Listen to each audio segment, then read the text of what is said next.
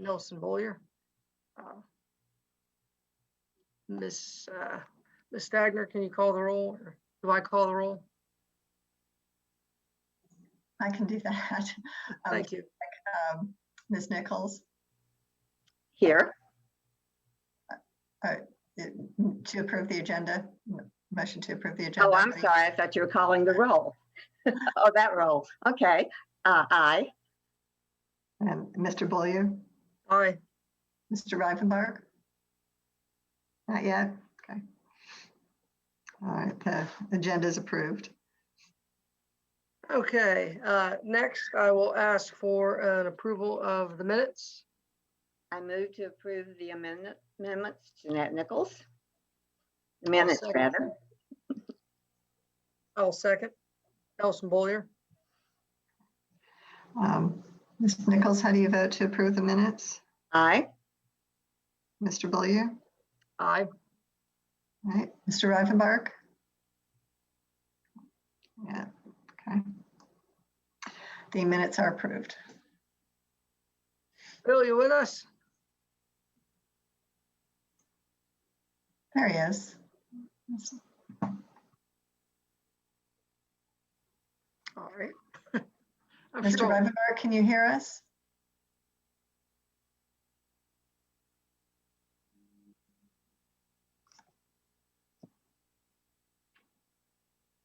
Bill?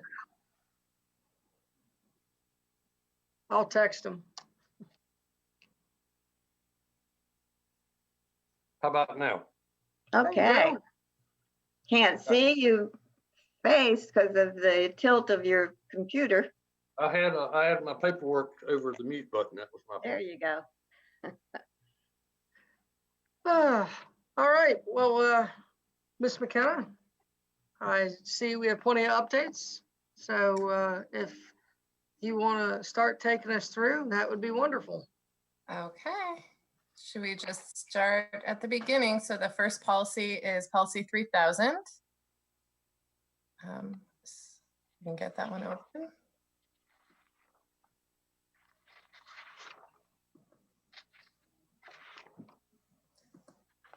So this is one that you can modify however you want. The first three objectives are components of a sound basic education that comes from the Leandro case, but otherwise, you can identify your own goals and objectives for the education program if you want.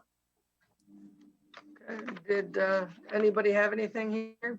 Well, in the first paragraph, where we say the last sentence, strive to maintain accreditation of its schools, we only have a formal process for the high schools. Okay. Should we acknowledge that?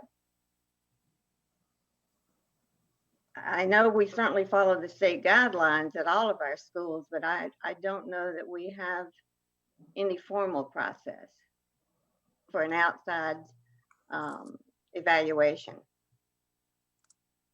other than the high schools.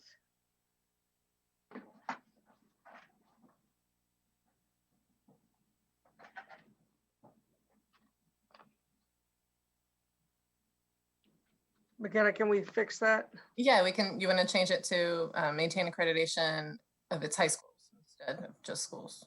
Yes. Okay. Let's see. I didn't really have anything here. You probably would have more than I would in terms of, the numbers past 3. But I thought it was good. I have no real problem. Yeah, I think they all should be included. I agree. Bill, did you see anything that you wanted to address in this one? No, sir. No? No, sir. All right. Do you want to adopt these at the end? Is that fine? That works. Okay. All right. So thank you, McKenna. 3100 curriculum development.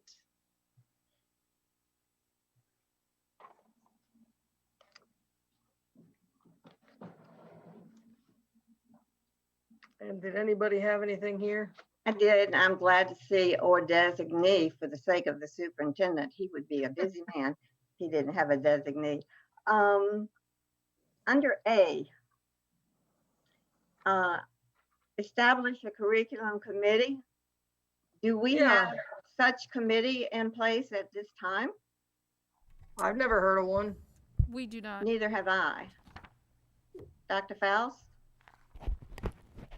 Are you able to hear me, Ms. Nichols? This is Dr. Smith.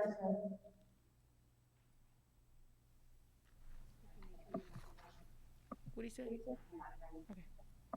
Let me unmute real quick. Dr. This is Dr. Smith. We do not have a district curriculum committee. Do you see the value in having one? Why don't we have one, or why haven't we had one in the past? I do see the value in having one. Mainly the decisions around curriculum development have been handled internally within the Instructional Services Department. That is, I think the way that the district has handled it since the board curriculum development committee disbanded many years ago. My recollection takes us probably all the way back to the late 1990s or early 2000s. And once that occurred, curriculum development really moved to the Instructional Services Department. But I think having a district level committee would benefit the district. I think so as well, because especially now when there is such an interest and a need for local history to be incorporated into the curriculum at all grade levels, that we need this committee, and it needs to be publicized, and people need. I think that's an excellent point. Could I recommend that the committee include a non-voting board member, since we'll ultimately have to decide yay or nay on curriculum changes? And that way we can just have a board member who can keep the rest of the board informed. I don't think they should vote, obviously. 'Cause it's Just a not- representative. Just a representative, just a non-voting board member to be kept in the loop.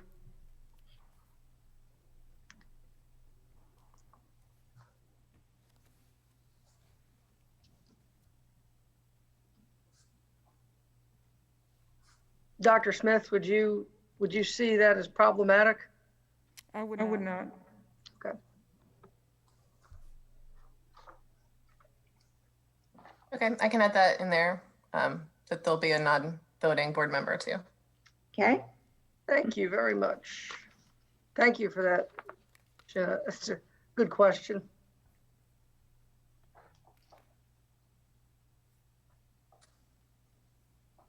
And this second part, the curriculum modification by individual schools. I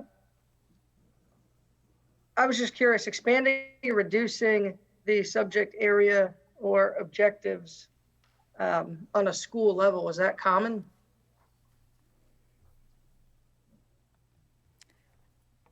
I would say that it can be.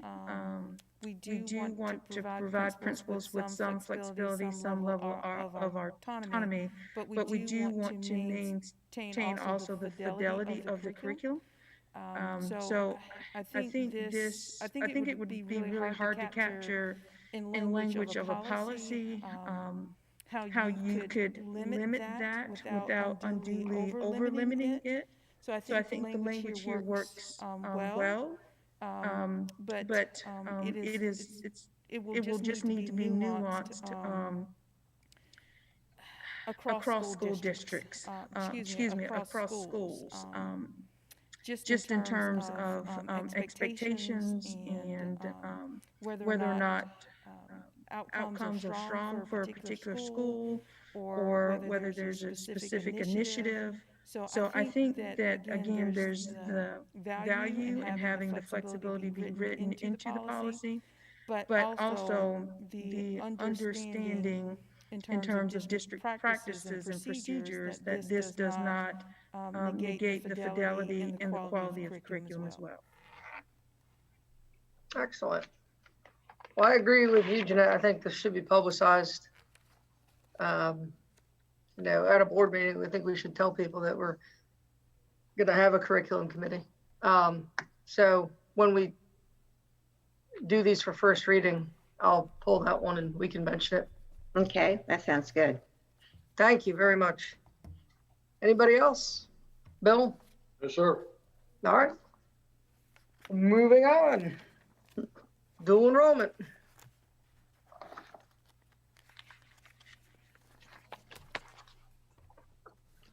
I didn't see anything with this one. I like B, Fun. like the college. Yeah, I was fine here. I didn't have any problem.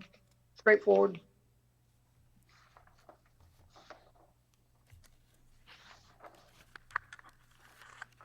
So, anybody? Bill, do you have anything here? Yes, sir. All right. Online instruction. We've done some of this recently. A little bit. Yeah. It's kind of been a thing. Yeah, so we actually, this policy used to just be the first part, but then we added that section B to address the fact that schools doing these full remote or hybrid or how, whatever they decide to do at different points during pandemics, or maybe in the future it'll happen during other disasters too. Well, I think once we get past 2020, it could go either Hopefully. way. Anything's possible, or we could have all brand new disasters. Third, the last paragraph under A, the superintendent, can we have a designee for him as well? Sure. LaShawn, you want that job? I'll take it as long as I get one as well. I'll take it as long as I get a designee as well. Okay, 2 designees.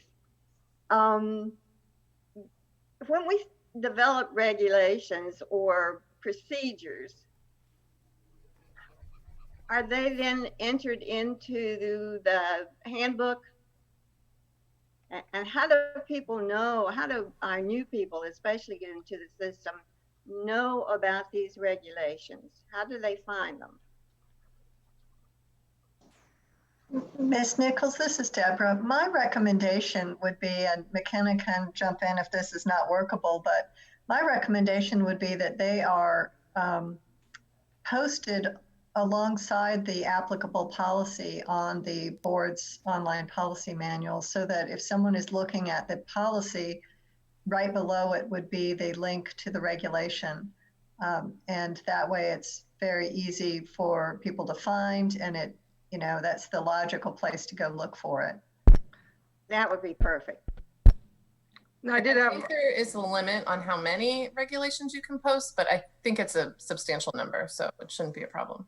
Okay, great. and I had a quick question on the e-learning advisor. Do we have one at every school now?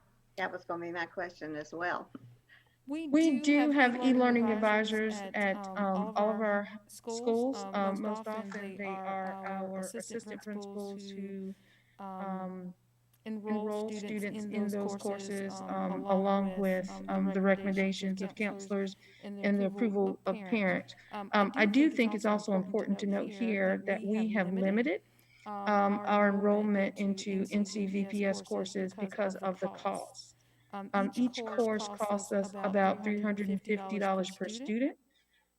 So there are some limitations in terms of that course enrollment. Why does it? Say again? I was just had what if we usually use an AP? Why does the policy stipulate a guidance counselor?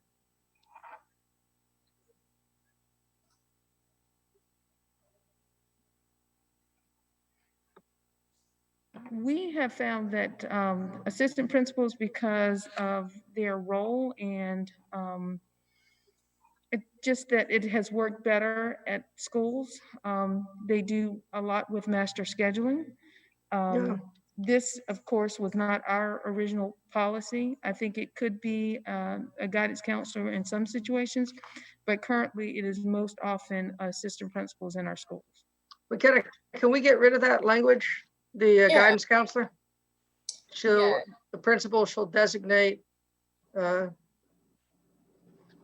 I don't know, an administrative worker at the school. I don't know what kind of language. I think you could just say, shall designate an e-learning advisor at each school. Okay, Um, that'd be great. And that gives the principal the flexibility.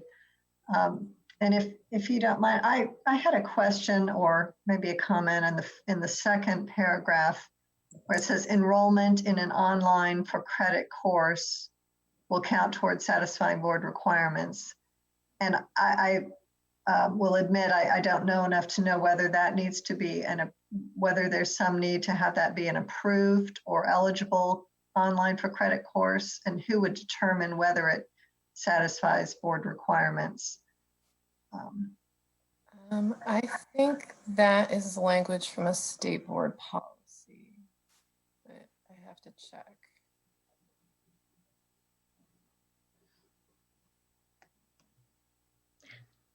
And are we speaking about just the middle and high school students? We don't have e-learning at the elementary level, do we? We do not have e-learning at the elementary, and it is very limited at our middle schools. We actually are moving away from NCVPS at our middle schools and offering those high school courses face-to-face. But would we need an e-learning advisor to coordinate any students who enter our virtual academy, or would they just be in a separate school? They'd be in the virtual academy school. So all of our schools have someone that have that responsibility, if not designated as that role, just simply because of the current environment. But if we were not in the pandemic as we are right now, then it would just simply be our high schools who would have the e-learning advisors, and then Sarah Gubitz, who is our online education supervisor, she would take that responsibility for our middle school students. Currently, our middle school program is housed at the Career Readiness Academy, and we actively recruit homeschool students to bring them back into enrollment within the district by offering them online courses that we that we facilitate, and they may be through NCVPS or through another vendor. And again, Sarah Gubitz oversees that enrollment for those students. So we do not have e-learning advisors at our middle schools. So I think we need to clarify this, because if I were new to the county and I had an elementary child, I would think, okay, we can do this, and we can't. So can we put something in here to clarify? Yeah, Dr. Smith, I would certainly ask for your input to make sure that the policy is consistent with what is actually going to be done or is being done. And so the policy is not inconsistent with what, if it says the principal will designate an e-learning advisor at each school, then that's not actually needed or going to be done, then it should, so if you have a suggestion, that would be great.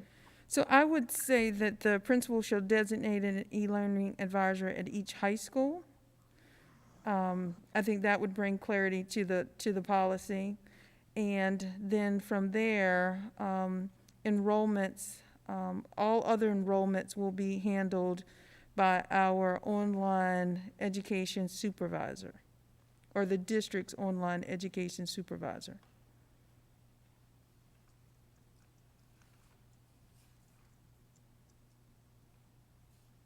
So enrollments at other schools will be handled by the school system's, what is it title again? Online education supervisor. Okay.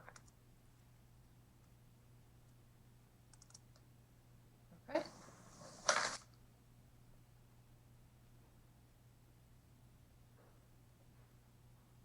So in the second paragraph, it says school guidance counselors shall advise students on North Carolina virtual public school courses. Is that accurate, or should that be the assistant principal?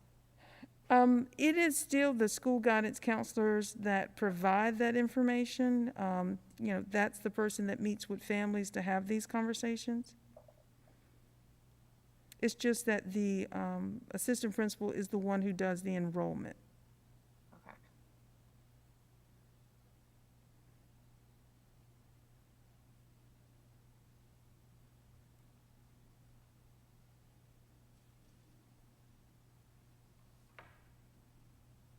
Okay, so this paragraph now is going to read, a student with the principal's prior approval may enroll in an online course with assistance from the school e-learning advisor. The principal at each high school shall designate an e-learning advisor who will be responsible for coordinating the enrollment of students in online courses, monitoring students' progress in those courses, and supervising any required testing. Enrollments at other schools will be handled by the school system's online education supervisor. In addition, the principal shall ensure that the e-learning advisor implements a plan for supporting or credit recovery students throughout the semester. Is that I think that reads accurately. okay?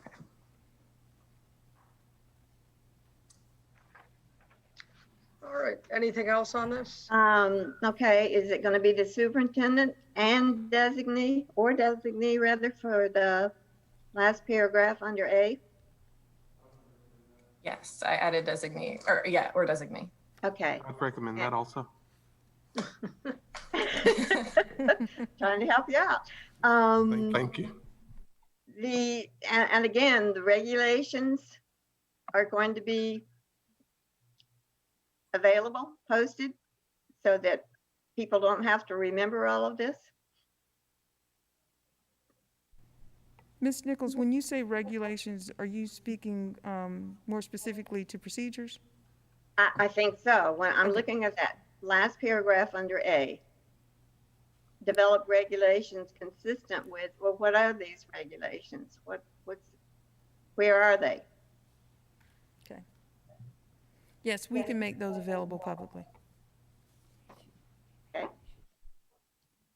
Would it read better, though, if we use the word procedures? I think so. Okay, if we could change that.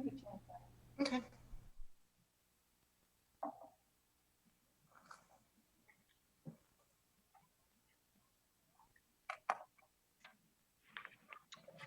All right. 3110, innovation in the curriculum and instruction.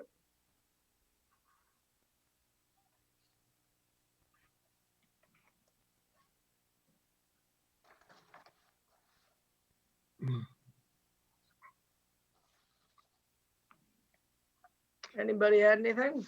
Well, in the first and second paragraph, we're repeating information. I just wondered if we need to repeat that where it says administrators are encouraged to pursue. And then I think you're blocking your mic or something, Jeanette. Oh, okay. That's better. I am. I moved my paper where I can see it. First paragraph where it talks about administrators are encouraged to pursue innovative programs, da, da, da, da, da. And then the second paragraph, it says administrators, no, it talks about using community resources, and we're repeating it in the second paragraph. Is that necessary?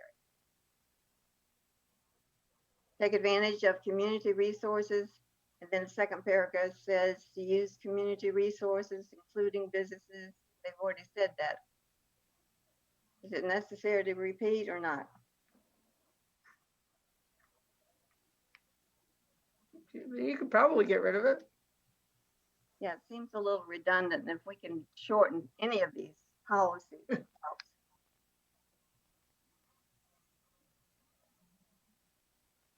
Maybe just have it in the second paragraph. So I know Oh. we do have it somewhere else in another policy about what happens when a teacher brings something into the classroom. Obviously, remember the slave game. We have yes. that somewhere else, don't we? Proper procedures. Innovation in curriculum and instruction is great, unless it's, a slave game. Mm-hmm. So I just want to make sure that we have somewhere else in our policies language that prevents that. I think in the policy about educational materials, it talks about Okay. teachers Great. bringing in their own stuff. Thank you. Other than that, I'm fine. So do you want to delete the second sentence of the first paragraph? Yes. Okay. So, just being picky, when you come down toward the bottom, in most cases you're saying students. And so, second to the last paragraph where it says children, I know they're parents of children, so you want to keep it as children, but we've said students everywhere else in most policies. And in this policy, we've only used. I can change that to students. Yeah. And your superintendent, does he want a designee for this one? I mean, ultimately, when you just say that the superintendent's going to do it, it just is saying that he's responsible. And I mean, he very well may assign that to somebody else. It's just that he's ultimately responsible for making sure that it happens. Okay, and we need those regulations. Are there regulations again or procedures?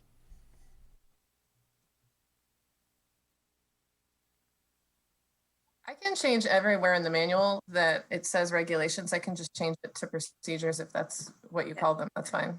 I think so. I think so. Okay. It sounds more efficient to me and not threatening.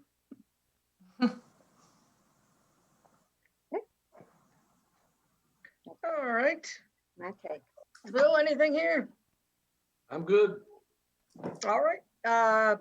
Policy 3115. Curriculum and instructional guides.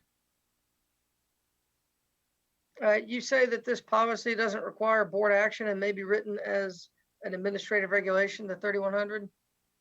Yeah, if you prefer, you can keep it like this. Well, I don't know. I'm kind of with Jeanette in that if you can get rid of some of these and shift them to the procedural or regulatory side of the house, I always think that's beneficial. I don't really see the value in keeping it in policy, but it's up to it's the will of the committee.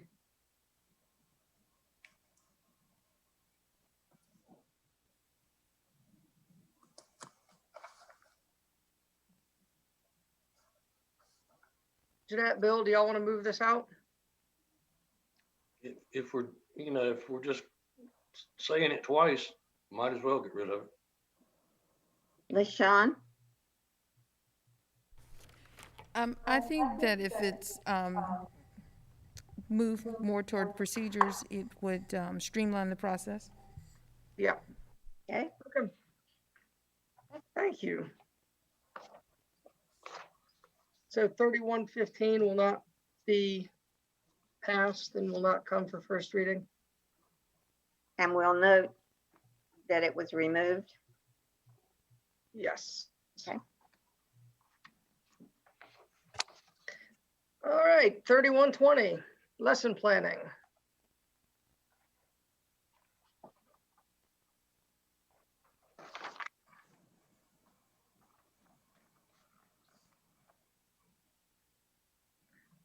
And I didn't really have anything here. Well, picky me. Number 2, teachers shall maintain lesson plans for 1 year. That's something we certainly are not requiring. So this would have to be, when would it start? And My question would be, what would be the purpose again for maintaining it for 1 year? yeah, I don't see that. Well, I don't know. I see it where, you're evaluated on a yearly basis. If you are told, hey, this lesson needs modification, maybe you should do something with this lesson. It helps to go back, look at the other lesson, at the next evaluation. Well, technically they should be giving feedback on a monthly, weekly basis. So they wouldn't have to necessarily go back in. Most teachers don't teach the same lesson. They add to it, take away. That's a unique one. I've never seen a requirement as such. I just think, and yes, and how much time would principal have to go through a whole year's lesson plans to see if the teacher was consistent with the objectives. I'm like Dr. Faust, you know immediately if they're not following the curriculum guide. That's fine. Y'all know more about that than I do. So that's fine. We can get rid of that. Yeah, I too would support the removal of item number 2. Let's toss it. Okay, good. Down after the under 3, do elementary teachers now get an hour of planning time? Not consecutively. But that implies they do. I know we never did.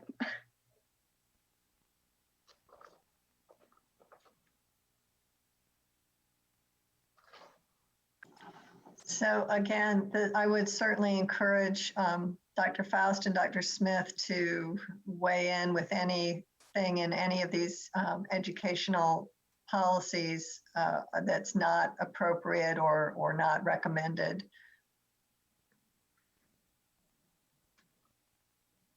Okay, so that provision comes from state law. State law says that it's part of your school improvement plan. You shall provide a plan to provide duty-free instructional planning time for every teacher with the goal of providing an average of at least 5 hours of planning time per week. And again, that's the goal. Right. In a policy, it states that's the goal. Obviously, the state law understands that the realities of elementary education don't always allow that to happen. But again, it says every full-time assigned classroom teacher must be provided duty-free instructional planning time. Right. And I think that's definitely, they must be required duty-free instructional planning time, and the goal is to get up to 5 hours of planning time per week. So GS 115C 301.1 says all full-time assigned classroom teachers shall be provided duty-free instructional planning time during regular student contact hours. The duty-free planning time shall be provided to the maximum extent that the safety and proper supervision of children may allow during regular student contact hours and insofar as funds are provided for this purpose by the General Assembly. And then it goes on, but that's just coming from state law. Yeah, and so the important part of that, I mean, that is what the statute says and what real life allows in the school environment are not necessarily the same thing. And as McKenna just read, the statute provides that the instructional planning duty-free time shall be provided to the maximum extent that, number one, safety and proper supervision of children may allow, and 2, insofar as funds are provided for this purpose by the General Assembly. And so if safety and supervision of children does not allow for duty-free instructional planning, then, and the General Assembly provides funds for that purpose, then those funds have to revert back. So I think there's a recognition in the statute that the supervision of children and safety of children may not allow for every teacher to have that planning, but the school improvement team plan should include the duty-free time to the extent that is practical. And just to add, no funds have been provided by the General Assembly for this purpose. Do you want to just get rid of that provision completely? That would help. I agree. I think it would be confusing to staff to keep it in, even though it is a part of the general statute. Okay.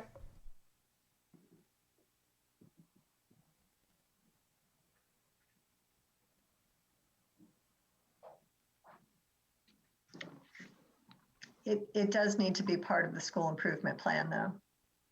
It is. So, yeah, just so that that's not sort of dropped off or forgotten.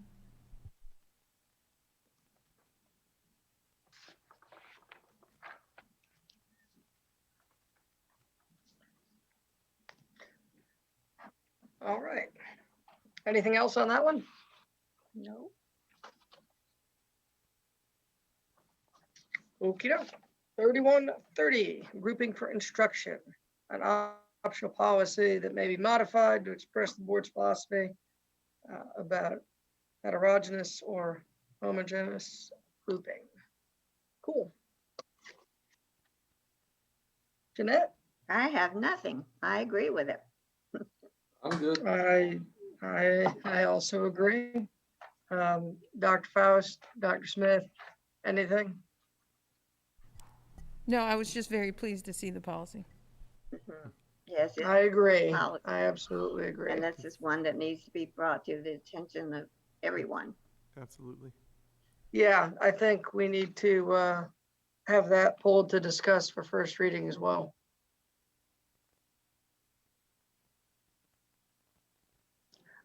I had one question, McKenna, on just the language in the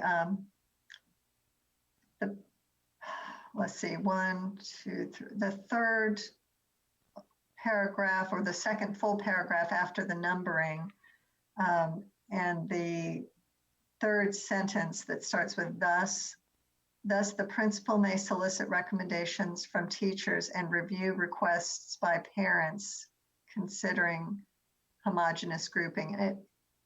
And I wasn't sure if there was a word missing there. It says should review requests by parents when considering homogeneous grouping or before considering homogeneous grouping?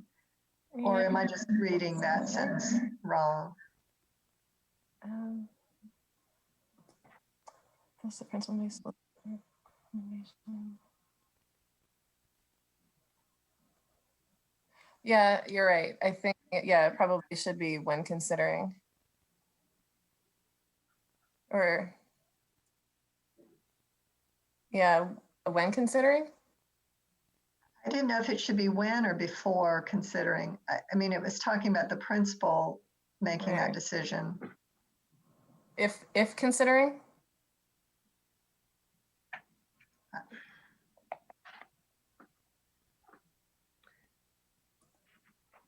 I might put when, but Okay. but I just thought that it didn't sound quite right. Okay, when works.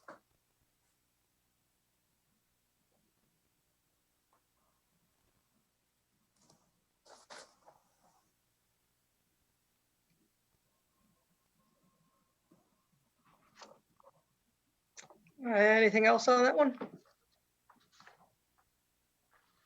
All right, 3135, homework. I can tell you all that I had a lot of conversation with my kids surrounding this policy.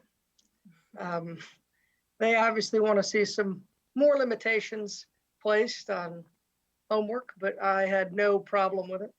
I thought it was fine. Didn't really see anything here that I would change. And it elaborates a lot more than the policy that we now have in place. Yeah, I think it's great. Yeah, it's good. And again, LaShawn, please, your instruction, Dr. Faust, you know this stuff, please. If there's anything that you need to add, just jump in. No, no additions. Okay, thank you.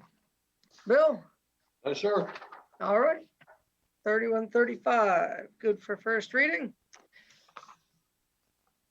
And that brings us to 3140, evaluation of instructional programs. I have nothing. Yeah, I don't think I had anything on this policy either.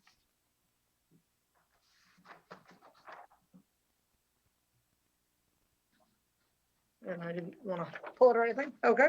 3200, selection of instructional materials. Now, are we selecting textbooks anymore? Not solely textbooks. Primarily what we're looking at are complete curriculums. And as a part of the curriculums, they have resource materials that I do believe fit in this definition of textbooks. But I think a more appropriate term here might be curriculums. And just the reference to textbooks being included in the description below. Okay, yeah, I just kind of worry that, having selection of textbooks would be confusing, especially for parents like myself who actually use them. I don't know if there's different language that we could put in there, or should put in there. Because I agree that it's covered under textbooks, but we're, like you said, we're not really getting textbooks anymore.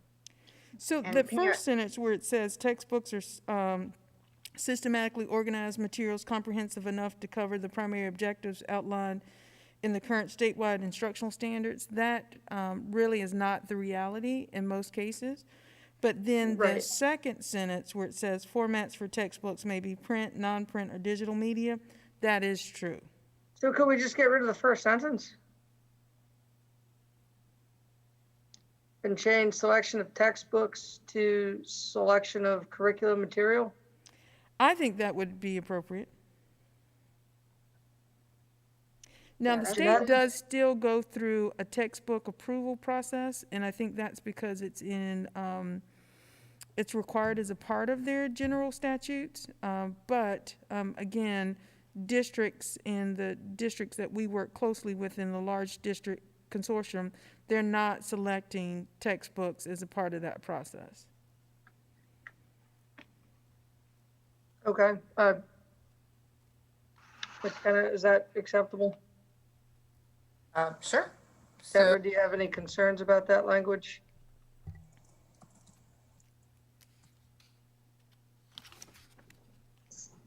So how is that paragraph going to read? So this is Deborah. My question would be, instead of getting rid of that first sentence, is there a need to just replace the word textbook with something else? Or is, LaShawn, do you still need something about the organized materials?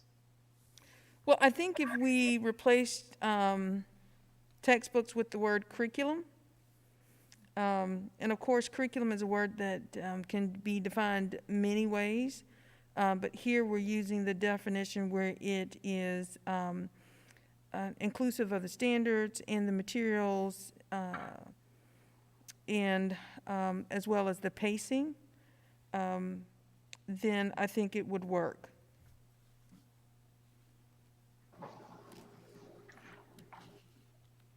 Could you say curriculum materials are systematically organized and switch where it? I think that works. Yeah, and then take out the redundant word, the redundancy of the word curriculum appearing again, and just say, and are comprehensive enough to cover. And then I think that does work. Okay. okay, so you want A to be titled Selection of Curriculum Materials, and then curriculum materials are systematically organized materials, comprehensive, what? Systematically organized to, I wouldn't say materials again, Okay, to provide a well, whatever, let's see.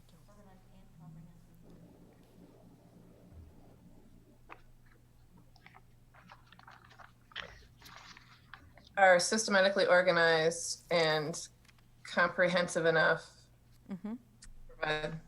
to cover the primary objectives. Materials are systematically organized and comprehensive enough to cover the primary objectives outlined in the current statewide instructional standards. Works. And then, And then, I'm for sorry. curriculum materials.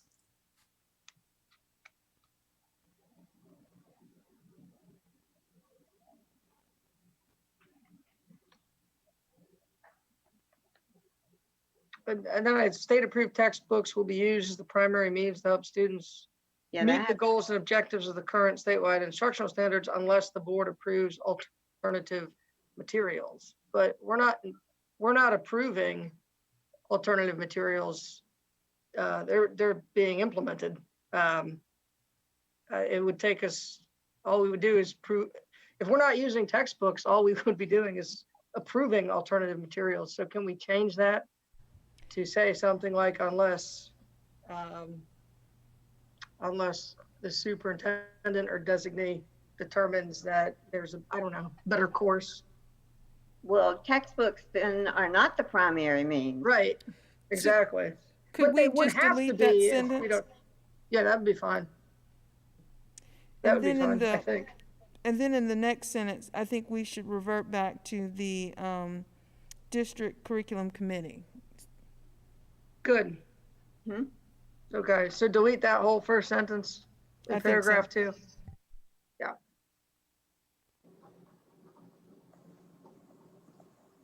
Okay, so delete the first sentence, and then the second sentence will say the school system's curriculum committee or a school through its school improvement plan. All right. I would not include the information about the school improvement plan, because I think that would lead to fragmented curriculum. And here we're looking for a district-wide. I think schools always have the ability to supplement, but what we're talking about here really is core instructional materials. Okay. And then is the term alternative textbooks need to be changed too? Yes, I think since we're moving away from the discussion of textbooks, I would delete that. Well, would you put alternative materials or just delete the whole thing? Yeah, the sentence doesn't seem necessary if you're deleting the sentence before it. Right. I agree.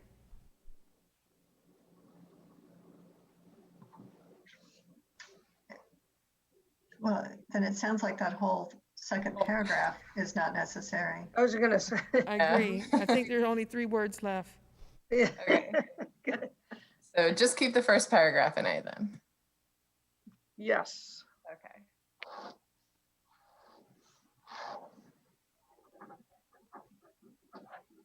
So then does B agree with A? Since we've changed some things.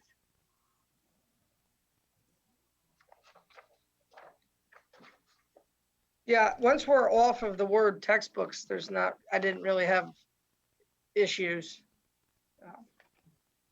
The supplementary materials are still, that's still a term that works, right? Mm-hmm. I agree. Okay. Except so then in number 2 in part B, it says, the first sentence says the district media and technology advisory committee. Do you want that to be the curriculum committee instead? I think Yes. so. Okay.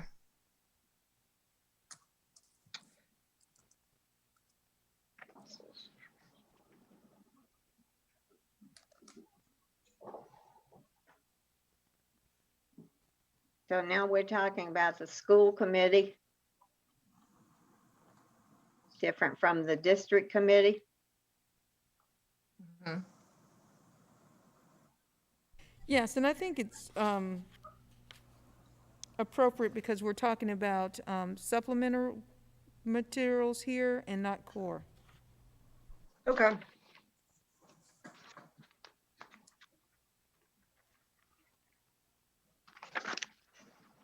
I'm sure I didn't see anything else. Mm-mm.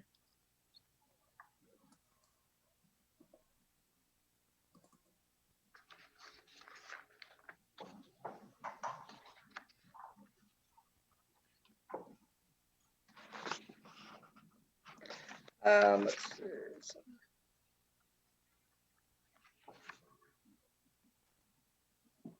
And number 3 addresses your concerns, Nelson. Yeah.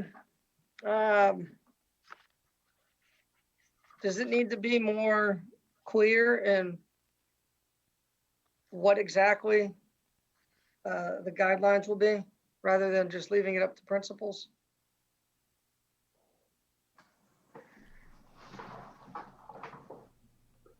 What's our current process? I'm not really sure. The current process that was shared with principals, I'm trying to think the date, was that any third-party materials that have not been vetted at the district level would need to be vetted at the school level. And there are evaluation forms that have been shared with the principals previously. I think that needs to be in the policy. That any third-party sources that have not been approved at the district level must be approved at the school level before they are brought into a classroom. Are we wanting to create an accountability measure, or are we just wanting it to be a language? How would we know if it's in their school? Yeah, I think my goal would be to create an accountability measure. If we don't get any policy right today, that one's the one we need to get right. I think that with all, there's so much different material out there. It's so hard to vet it all that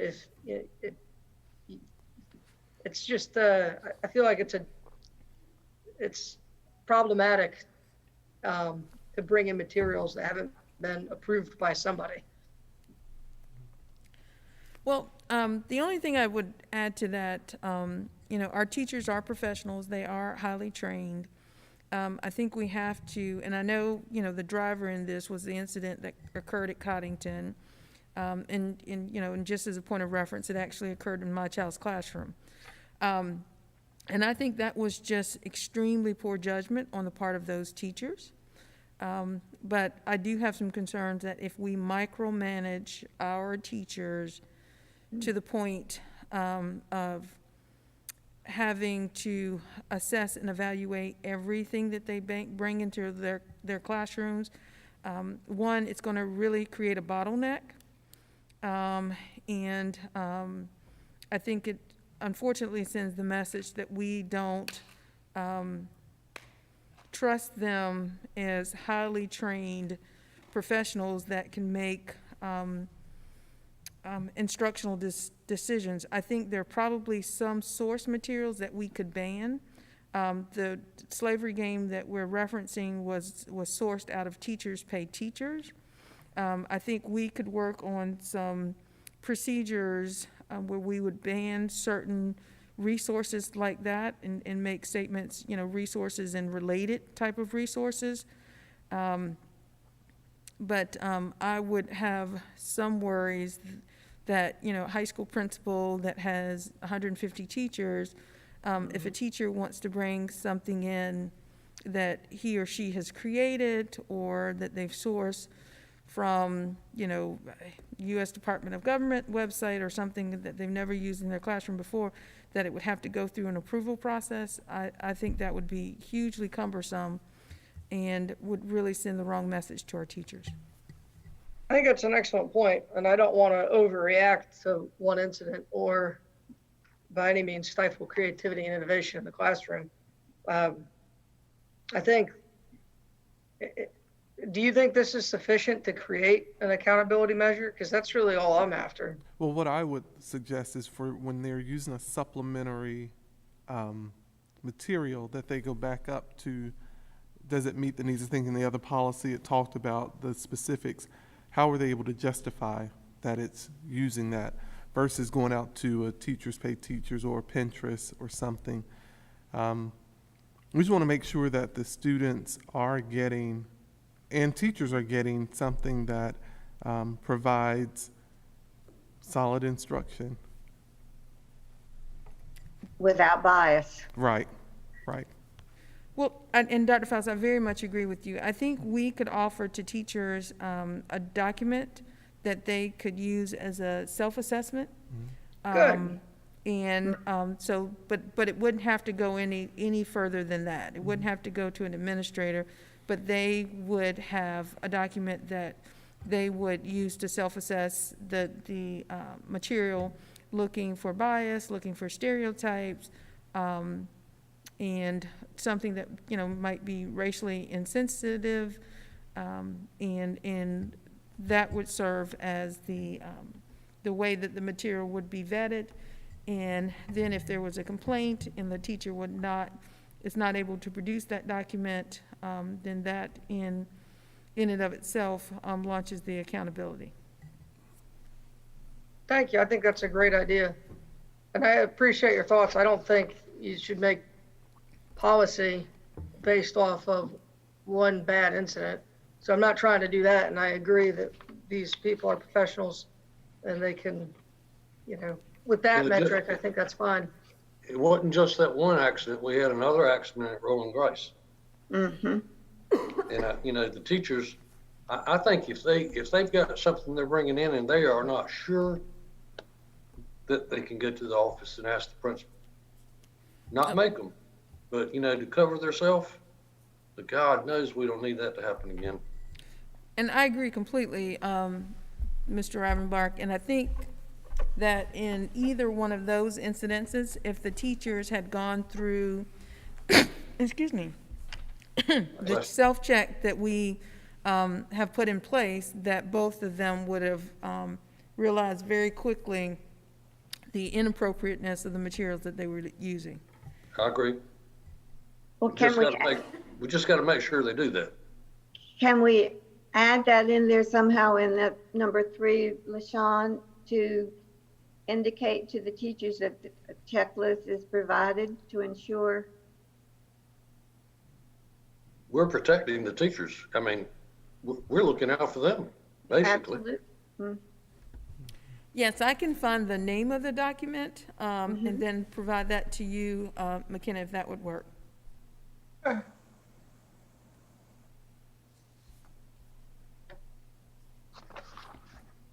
I just hate to have a great teacher that's been teaching for 15, 20 years and make a mistake like that. It's just, you know, if we can help them not make that mistake, I'd like to do that.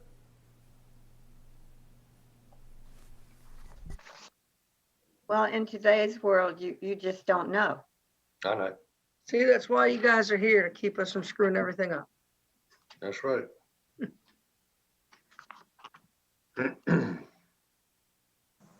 All right, anything else on policy 3200? All right, moving on to 3210, parental Excuse inspection. me, Yes. did we skip 3140 or did I miss that discussion?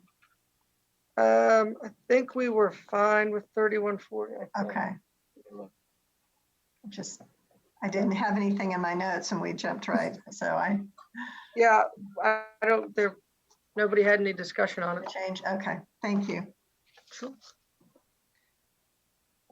All right, 3210.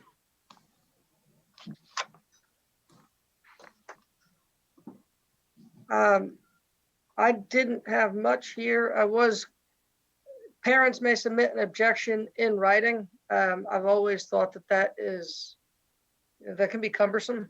So I thought it would be best to say parents may submit an objection to materials verbally or in writing.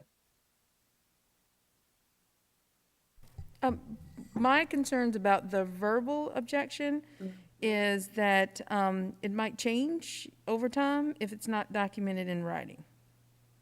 Wouldn't a principal document it? But it may not be what the parent thought they were saying. I think. Yeah, this is Deborah. I would tend to agree with that. Just because if you go to the very end, then there's an appeal process. And whenever you have an appeal process, you really need to have something to start from that can be reviewed.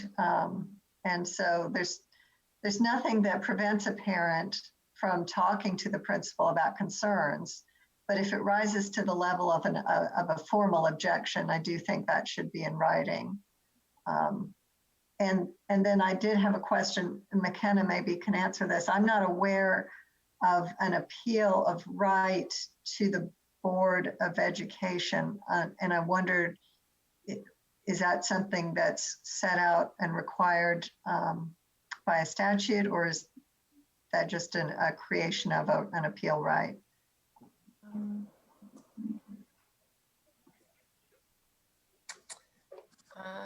I don't know offhand of there being a right to appeal it. Let me see. I mean, the grievance process would apply if it was alleged to be a violation of law or board policy, but I'm Right. not aware of a right to appeal to the board just because someone objects to, materials being used at the school.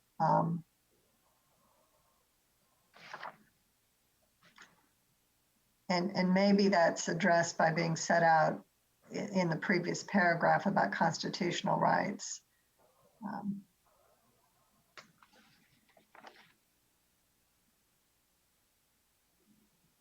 I mean, I think maybe we were just trying to, the statute says, the local board of education may establish a community media advisory committee to investigate and evaluate challenges from parents, teachers, and members of the public to textbooks and supplementary instructional materials on the grounds that they're educationally unsuitable, pervasively vulgar, or inappropriate to the age, maturity, or grade level of the students. And then it says, the local board at all times has sole authority and discretion to determine whether a challenge has merit and whether challenge materials should be retained or removed. I think that we probably just allowed for the appeal to the board because the board's the one who has the authority to determine whether the challenge has merit. So to the board members, my only caution on that then would be this creates a different sort of appeal other than your grievance policy or your grievance procedure. And I don't know that. My question would be, if I had to apply this policy in a real life setting, then what procedures would we use to follow for an appeal of this sort? Would it just be on the record? Would it be a hearing that you would allow people to come in and testify? And so that's my question about creating an appeal process that doesn't really have any procedures attached to it.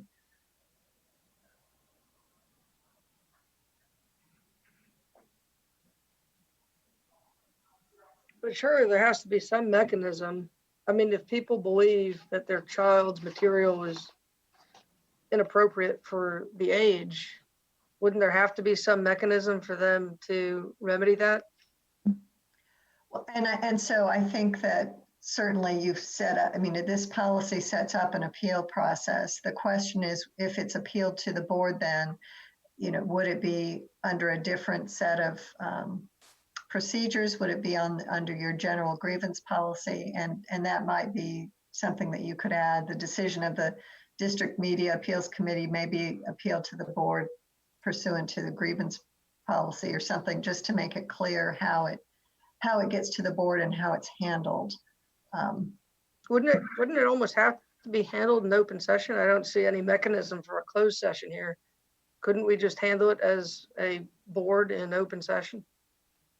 And that would certainly be fine. I just, again, I'm looking at it from the position of maybe having to advise the board about how to implement this policy. If someone says, I want to appeal, and I would be looking to what process we would use to appeal it. And it's just not entirely clear to me the way it's set out now, but I would put that, you would assume that any question about material would be, public in nature. You would assume. I think it should just be handled in open session at the next board meeting. So I would, if that's the desire, which I certainly agree with and think would be workable, I might track then the language of the statute that McKenna just referred to and say that any disagreement with the decision of the district media appeals committee will ultimately be determined by the board. And that way, the board can take it up if it decides, rather than making it a right to an appeal, an individual right to an appeal. I think that's good. Mm-hmm.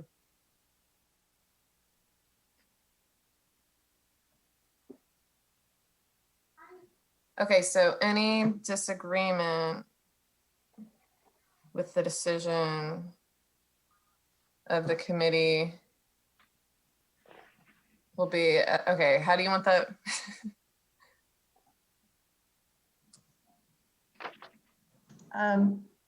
So McKenna, you were reading the language of the statute, said the board was made the ultimate determination or something like that. The board has sole authority and discretion to determine whether a challenge has merit. Yeah, so would be determined by the board or will be determined by the board. Okay. Or you could even say, since the word is challenge instead of disagreement, any challenge to the decision of the District Media Appeals Committee will be determined by the board. Okay, any challenge to the decision of the committee will be determined by the board. Okay.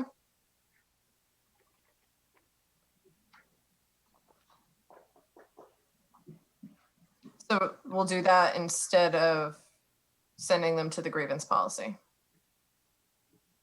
Yes, please. Okay. I think we have enough hearings. And then also under B, we want to again change the school media technology advisory back to, or change that to the district curriculum committee. Okay. And the second excuse me. sentence. B?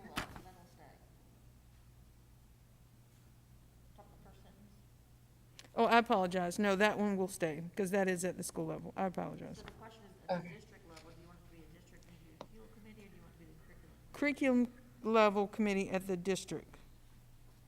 So that's the second last paragraph on page 2. Yeah, sorry about that. Thank you, Dawn.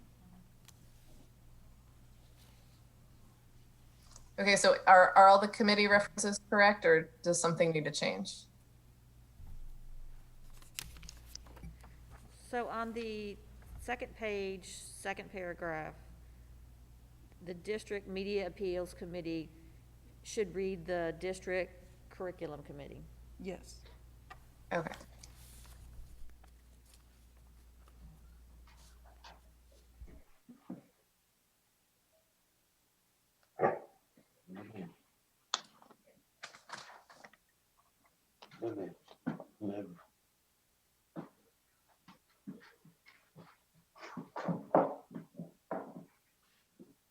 All right, are we good with this? Well, I want to ensure that the last paragraph or sentence, will we need to revise the procedures?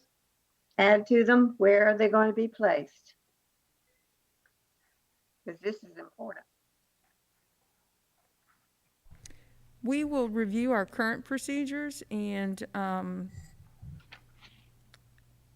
make them, right now, they're available on the district website under curriculum and instruction. But we will revise our current procedures and we can make them available wherever we need to. Okay.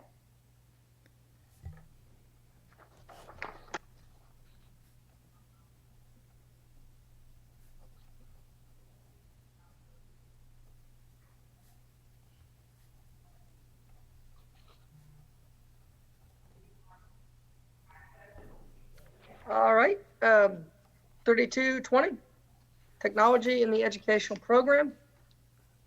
I had a couple different questions here. I didn't see it talks about school employees confiscating student personal technology devices. I think that's great. I also think it's important to stipulate that these devices, when these devices will be returned. I don't want our school employees having something that costs so much in their possession for an unspecified amount of time. And I guess, Dr. Smith, Dr. Faust, maybe you guys have an idea of how long that should be. I think usually it's the end of the day. But I just thought that should be somewhere in policy because that can get sticky.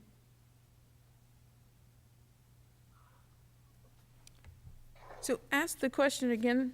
Yeah, on the third page, it says school employees may confiscate a student's personal technology device if it is used in violation of board policy, code of student conduct, or a school rule. In accordance with policy 4342, a student searches a student's personal technology device, including but not limited to text messages and digital photos, may be searched whenever an official has reason to believe the search will provide evidence the student has violated or is violating a law or board policy. Scope of such searches must be reasonably related to the objectives of the search and not excessively intrusive. All that stuff. It never says anywhere when the device can be returned to the student. So I know that there's two different things here. So schools, when a student is using the device when they're not supposed to, you know, the teacher will collect them up, and schools will do that procedure and say, okay, if I've taken your device, this is how long we're gonna have it, you can pick it up at the end of the day. Because I've seen those procedures at schools. This, though, if a device is being used and it's violating a policy as far as the content on the device, then it may have to be held longer, and law enforcement may be even involved. So we're talking about a variety of different things. So should we say something about that, or is that sort of understood?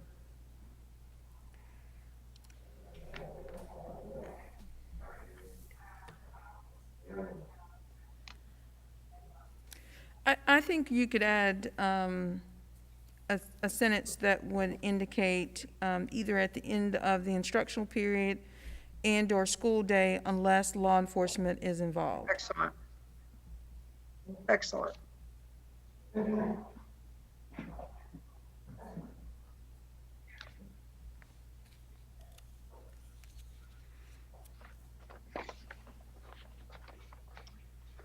I think, I'm trying to think, it looks like that was my only note. This is a long policy, but it was pretty straightforward. I have a question. When are we going to address drones? That will be a policy in and of itself. Yeah, that's a whole separate policy. We do a drone policy. But do you have one for an example for us to? Yeah, we have a drone policy. It's, where is it? Let me find it. What section it's in. Is it in the 3000 series? No, it's not in the No. three. I think it's in the fives. But that's one maybe that technology and central office could look at ahead of time, Yeah. because there's a lot involved with that. The drone policy is triple coded in the fours, which have to do with students, the fives, which is community, and the sevens, which is personnel. But if you want to review that one early, I can send you that.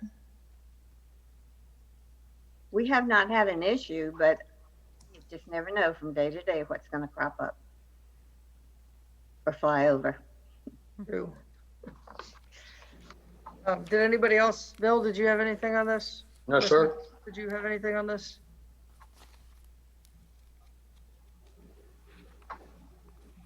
I have just a couple of little things. Please. Under C, we're bring your own device. Second paragraph, where we talk about personal gaming devices or consoles, laser pointers, modems, or routers. We probably can get rid of the word modems.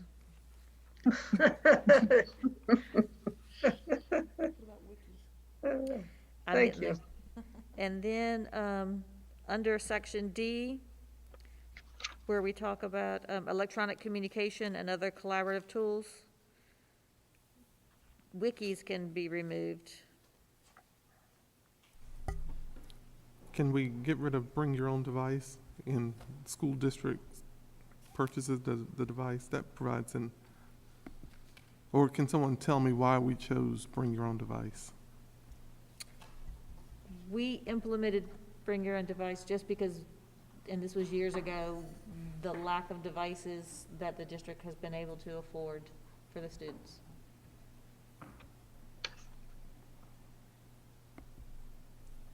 it's not used very often at elementary school. It's mostly your middle schools and high schools that may randomly kids bring stuff in. I'd say a bigger piece of it is the cell phone.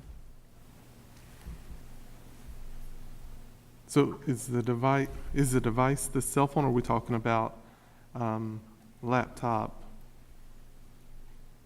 What is the? Students will bring laptops in, they will bring cell phones in, they'll bring iPads in that are personal and use them. So committee, how do we fix this?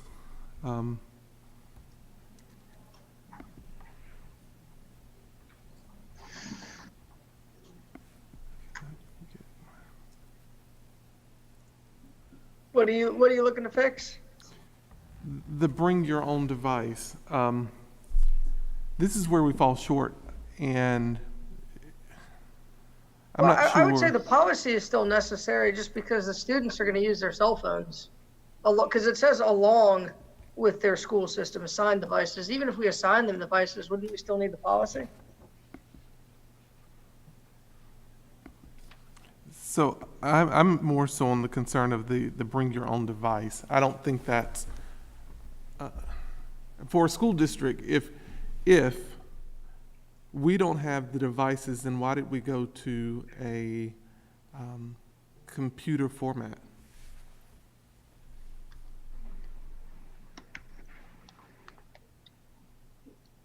So it's almost like you take the textbook away from a student, and then they don't have a textbook because now we're using the electronic device, but then we're not actually supplying them with the device in order to access the curriculum. Yeah. I think that Mr. Billiard, there's a difference between bring your own device as part of a curriculum and kids having cell phones in schools that need to be regulated to some extent. So they're really two different concepts. No, but I mean, in terms of curriculum, the students will supplement with their cell phone. They'll use it as a calculator. They'll use it to, do some research. They'll still supplement vis-a-vis the curriculum. But that's not really a bring your own device. Bring your own device or bring your own technology was, probably 5 or so years ago when it was it was very new and kids wanted to bring their own laptops and things like that. And so there was a push to develop policies around how to integrate personal technology into the classroom. And now I think really the technology is there, as Dr. Faust said. If it's being used for the instruction in the classroom, it's provided by the district, and kids might have their own cell phones that they're using. It's not really a BYOD type of program anymore. So that may be a bit outdated. And I will just say that unfortunately, I was not able to open this policy, and I didn't get a chance to review it in the level that I was hoping to, like I did with the rest of them. McKenna sent it to me yesterday, but then I was on my way out the door to a board meeting. So I would like to double check around the language of searches just to make sure that we're in compliance with constitutional issues.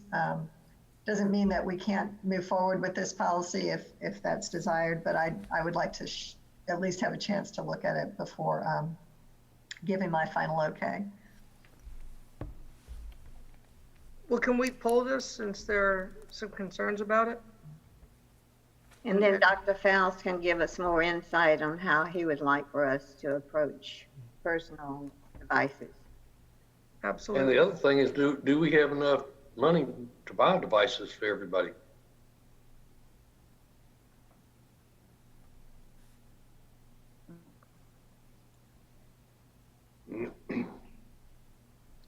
So it's 3220.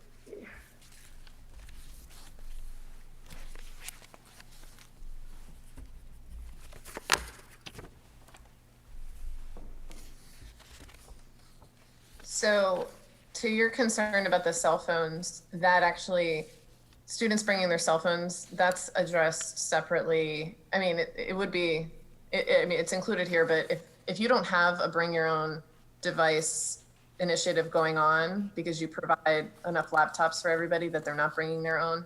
The issue of cell phone use at school is still going to be covered with the student discipline policies, that there's a whole policy about that. Great.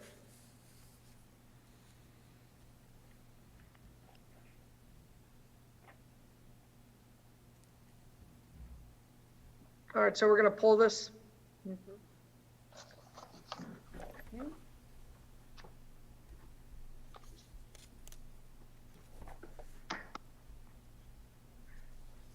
This one is 3225, technology responsible use.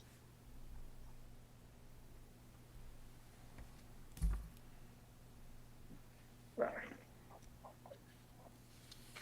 All right, did anybody have anything here? 7 pages?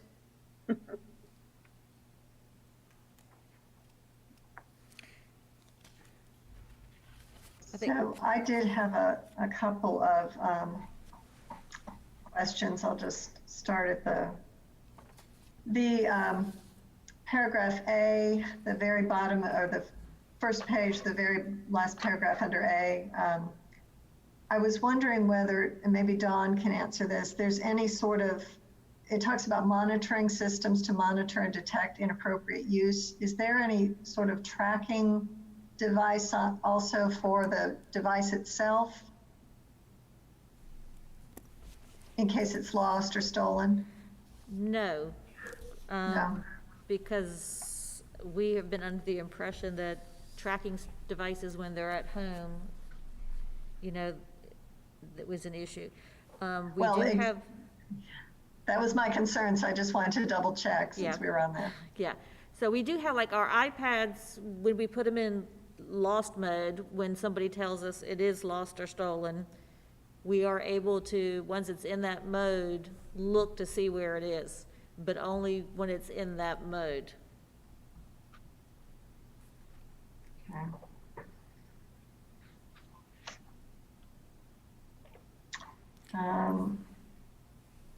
On the page 3, number 14, it says users may not download files except for appropriate instructional purposes. And I'm wondering if that should be approved instructional purposes. I don't know if anyone has strong feelings about that.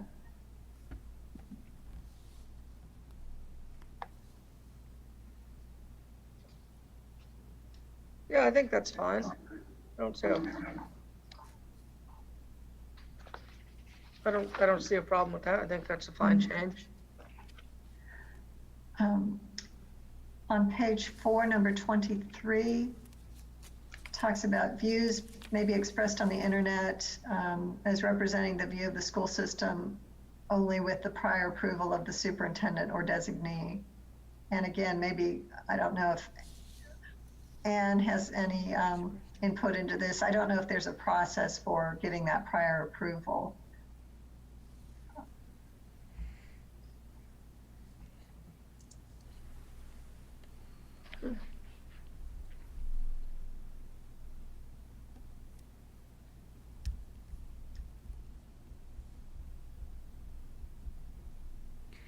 So this would be when teachers or stuff are on their, I'm just trying to understand this bullet point. It's not clear to me.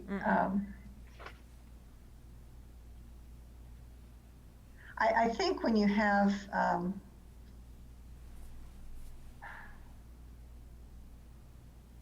you know, there's a code of conduct, maybe. I'm trying to think where it might go, that someone cannot claim that the views are expressed of the school system that are not, you know, that are not the views of the school system. I just don't know where it says prior approval by the superintendent or designee, how that would actually work in practice. And so I didn't know if there was already some internal approval process. Yeah, no, I mean, because right now, with websites, teachers have websites, principals are supposed to be viewing those, and administrators making sure that, they're kept up to date and they're appropriate. But to monitor the internet and anything somebody could post, that's not something that anybody can do.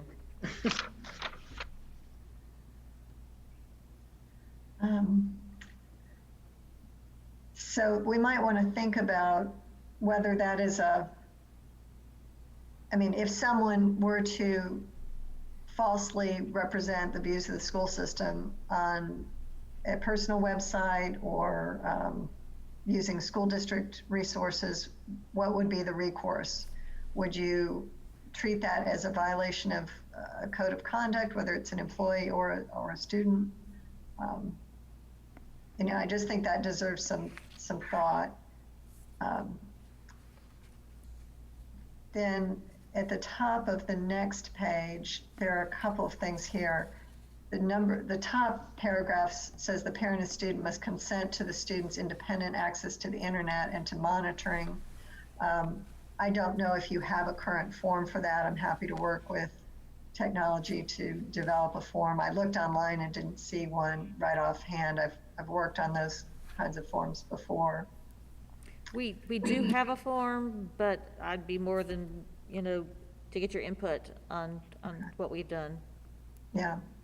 I think you want to, some of the things to think about are, is it the first time they enter school and then it stays, it's consent for all time? Do you change it every time they move to move to middle school and then to high school? What sorts of permissions does it include? Does it include the COPPA or SIPA or whatever the federal regulation permissions? And then my last, I think, question or comment, it's more of a warning under e-privacy. Down at the very last sentence of that first paragraph, it says, school system personnel shall monitor online activities of individuals who access internet via a school-owned device. And I don't know whether you have a proactive monitoring in place. I know that there's the ability to review emails if there's a concern, but it says shall monitor online activities. That really sounds like a proactive monitoring. And I do have some concerns about that it almost sounds like you're making a promise that you will be monitoring for, that you're monitoring activities at all times. And that raises a concern in a couple of places for liability. If you are not actually monitoring and then there's something that you should have caught if it was being monitored, such as a threat of suicide or a threat of violence against other students, or an employee is accessing materials that are not appropriate on the work-on device and it's not caught, it just seems to me that's some language that I have a little bit of hesitation about and might include some disclaimer that, and I've worked on some language before as far as a disclaimer for safety issues. You just don't want to be in a position that you've said you are monitoring or you shall monitor and then it's not proactively being done. And something happens, something runs across, somebody, makes a threat and it's not captured or addressed. Wouldn't we say that the school system personnel reserve the right or have the right to monitor online activities of individuals who access the internet? Yeah. That's certainly one way to do it. Is there an active monitoring program? There's two things. One is here we're relying on is part of it is the responsibility of the teacher to monitor what the kids are doing, because that is part of the regulations for E-rate. The other piece of it is we do have a tool in place that if it gets to a certain level, we do kind of pikes and we're able to know that somebody is, and tie down to who, trying to get to a site that is inappropriate. But in the environment we're now, there's lots of kids with computers at home. Teachers aren't able to monitor what they're doing. We're not able to completely monitor. So yeah, I definitely think we need to change that. So you could, I mean, you could just change shall to may. And McKenna, I don't know if there's a reason that shall is used there, but it makes me a little uncomfortable for those reasons. Yeah, I think changing it to may is fine. Okay. And I have a question in the very first sentence on page 1. And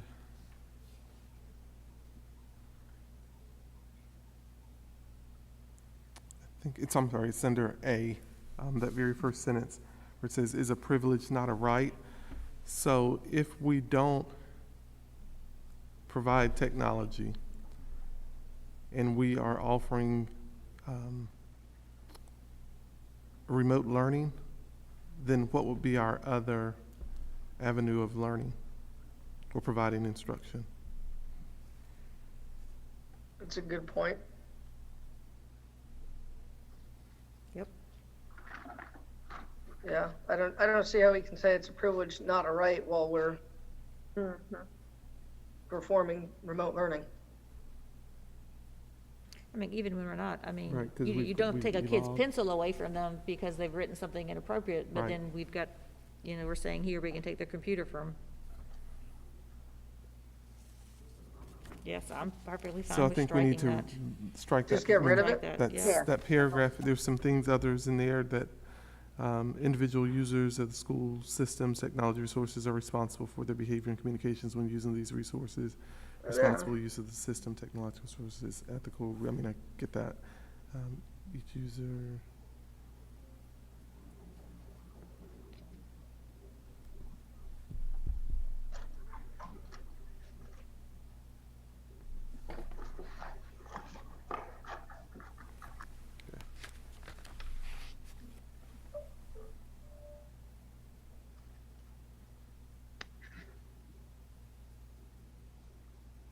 And it even says at the last paragraph there, willful misuse, or the last sentence, willful misuse may result in disciplinary action and or criminal prosecution under applicable state and federal law. So on to your point, if I try to stab somebody with my pen, you're going to take it away and prosecute me, I hope. But you're still entitled to an education. That is a right. I think that's a very good point. So I think the rest of it works, but we should strike that first sentence. Yeah.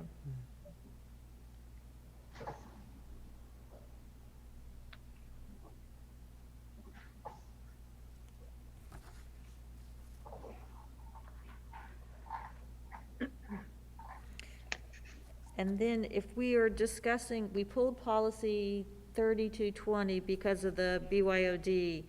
When we get into section F, we're talking about BYOD.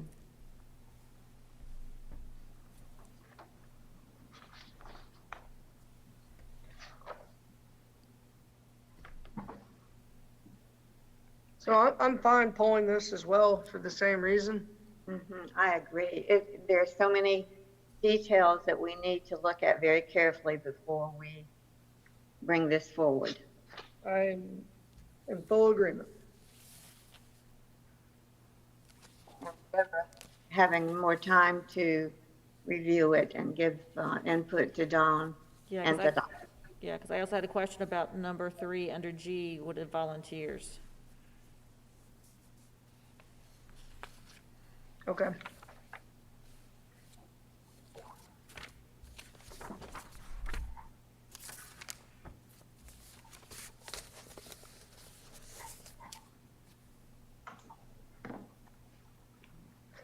All right, so we're gonna pull policy 3225 and hold for first reading and revisit at our next committee meeting.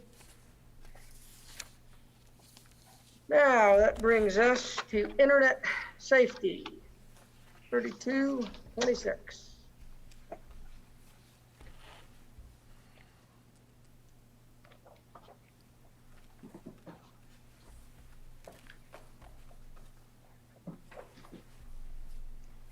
Let's see, my notes. I was actually okay here, but I don't know what everybody else had. I've got a question. Under the definitions where it says harmful to minors, letter C, is that part of the definition from statute, or is that something else? Yeah, that comes from the statute. Okay. And I was actually going to raise a question about that because down in page 2 under C, the middle paragraph there, it says harmful to minors as defined by SIPA. We've set out the definition from SIPA up under section B, harmful to minors. So that's the definition. And I think it might be confusing to someone reading the policy who doesn't necessarily know what SIPA is when we've verbatim included the definition from SIPA in the policy. So I might just say, as defined by this policy instead, because someone's going to know where to look in the policy. They might not know where to look for SIPA. Thank you. I agree. I had a couple of other points. Sorry to be so nitpicky, but under the last paragraph under C at the top of page 3, it says subject to staff supervision, technology protection measures may be disabled during use by an adult for bona fide research. Dawn, is there a procedure for that? Is that would fall under the very end where the catch-all is the superintendent shall develop any regulations needed? Okay. And honestly, in previous systems, teachers were able to given a bypass. In the current system, I don't think we can disable that. So we might need to remove that. We filter based on levels. So we filter elementary kids the strictest and adults the least restrictive. But we filter everybody for pornography and visual images that fall under that. So that sentence isn't really applicable? No, I think that can go. How about for the purposes of this policy, the term minor means any individual who's not attained the age of 17? How about if a kid's 18? Is that written in this? Oh, I see. It's right under number 5. McKenna may be able to answer that. Is that in the SIPA definitions? I think, well, I'm assuming it's because the word minor is used in definitions for like child pornography. And so for child porn purposes, an 18-year-old is not a minor. Okay. Let me see what the word is.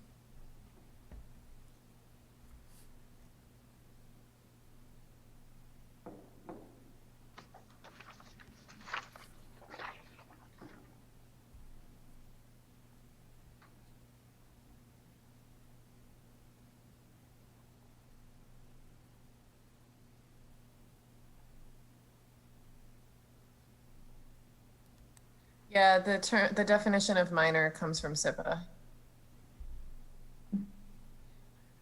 And so my last comment about this policy under E, the first paragraph, it says, second sentence, it is the responsibility of all school personnel to educate, supervise, and monitor usage of the online computer network and access to the internet in accordance with this policy, and then lists 3 different statutes. And I don't know how helpful it is to name specific statutes. School personnel are going to see that I'm responsible for monitoring in accordance with the Children's Internet Protection Act or these other acts if they don't know what the requirements are.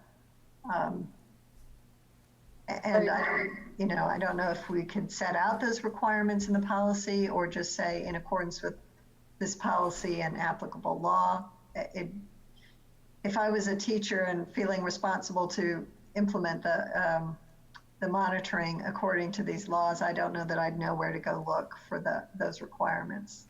Does that make sense? I agree 1,000%. The easier that you can make these for people to understand them. I think adding that language at the end Yeah. is potentially confusing, so. So McKenna, are all of the requirements from those acts set out in this policy, and it would be sufficient to refer to the policy, or are there other things we need to add? I'm not sure that all the detail is added. I mean, this is supposed to address all the requirements, but I think there may be more specific information in the federal rules. I don't know.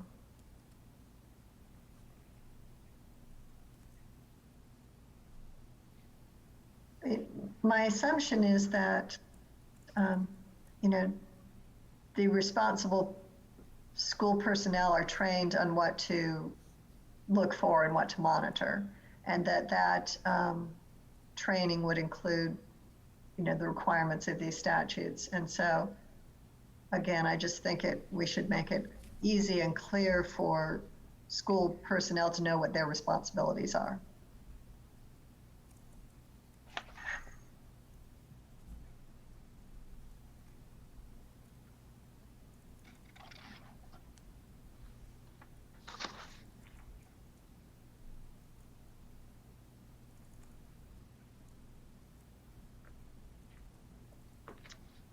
Any other comments? So do you want to, what do you want to do then in section E? In accordance with this policy and applicable law, or just in accordance with this policy?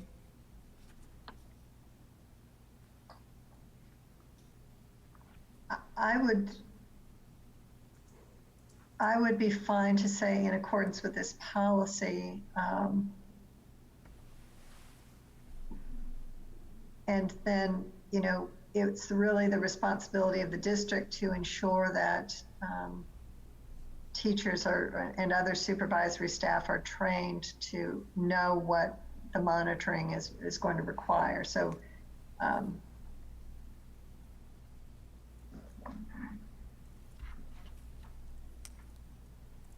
you know, there is a reference to training in the next paragraph.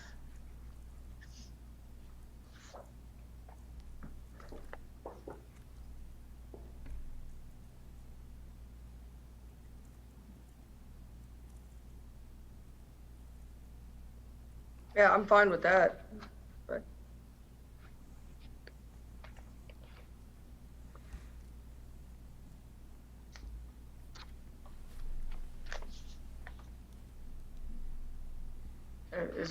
Is that it with internet safety? All right. Web page development policy 3227. Dawn, I have nothing here. I told Ann last week my digital age is 90. So I just sent out my first tweet though. Web page development, you are out of my league. I am out of my depth here. So if you have anything, please, or Dr. Faust, Dr. Smith, Ms. Stagner, anybody else. Nope. I guess I had a couple of questions. So on page 3, number 3, website appearance, it says all system website must include the name of the web page author, the date produced or revised, and the email address of the author. So as long as the site has that, or does every page on the site have to have that?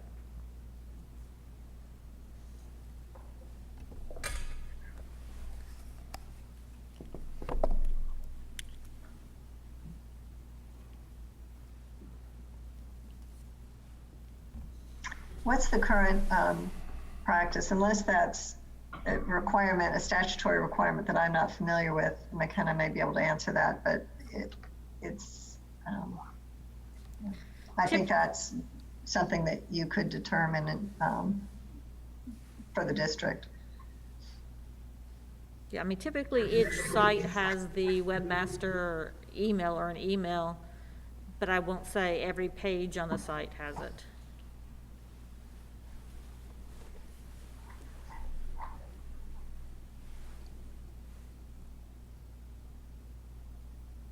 So the way that reads, it says system-related websites must include it.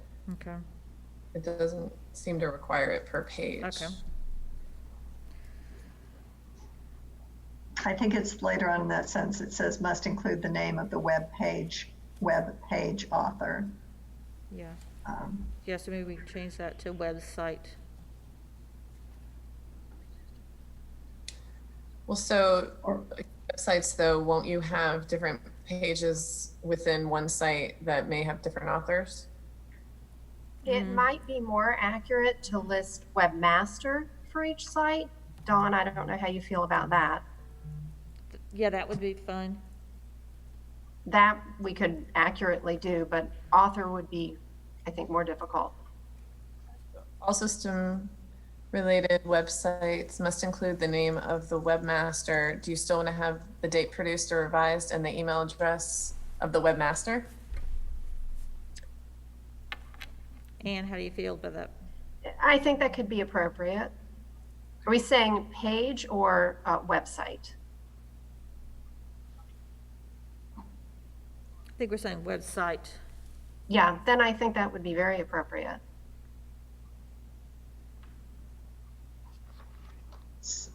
So for some, it may be the date revised is nearly every day if you're updating content very regularly. Is that going to be a problem to keep up with?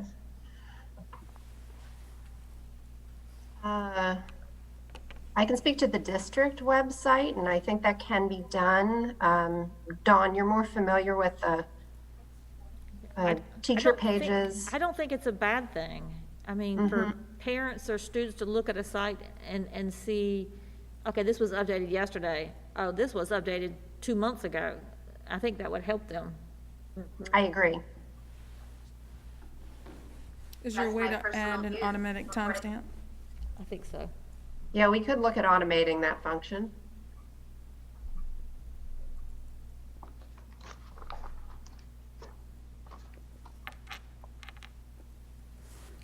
And then the other question is under 5, under external links. So here, if required, web managers must obtain permission from external websites before links are established from any system-related website to external websites. So if required, who's requiring? So I think that some, sites you would be required to get permission before you included a link. I think that's how I read it, but I had some just general concerns over including external links and who makes that decision and how it's made. I don't know what types of external links might be included, but I could foresee maybe someone, if you're creating an open forum, that would be my concern. If some groups are allowed to have links on there and other groups are excluded, someone might make a challenge. I just don't know enough about when or how you include links and who makes that decision. But typically your links are to like DPI or state resources, or even if you have purchased something from a third-party vendor, such as an application you're using, like iReady or whatever, and there's a link to that. It's the resources that we have purchased and use. Yeah, they're typically more informational in nature. So I think as long as you have some internal controls over what can be posted as an external link, that's fine. I'm comfortable with that. And we do. Okay. And Dawn, I didn't mean to butt in. I'm sorry if you had more. No, that's okay. I did have a question about the accessibility under number 7. I know that there has been a lot of activity with the Office for Civil Rights over the last several years with website accessibility. There were complaints filed across the country for visually impaired. So is that something you feel comfortable with, that it's they're meeting all accessibility guidelines? Yes, we have done a huge overhaul because we did get pulled in that. And Dolores has worked really hard to make sure that we are meeting the guidelines. The biggest issue is going into this pandemic and the closed captioning. But she has definitely been pushing people to make sure they're following the guidelines. We will need to change on number 7, which says the web manager, editor, in consultation with the technology director. That actually is going to need to be changed to Ms. Gibson's title.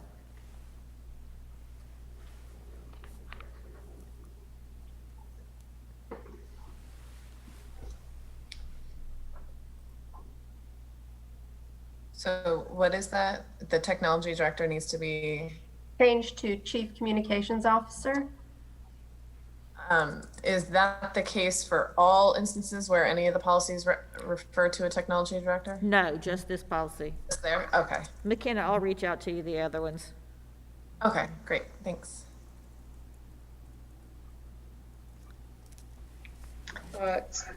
My only other comment was under C2C, photographs of students and student work. And just wanted to flag that there's certainly, I don't know what the current practice is. You just want to be aware of that. If you don't have to allow photographs of students, if you do, you need parent permission. Yeah, we have an image release form that has to be signed. Okay.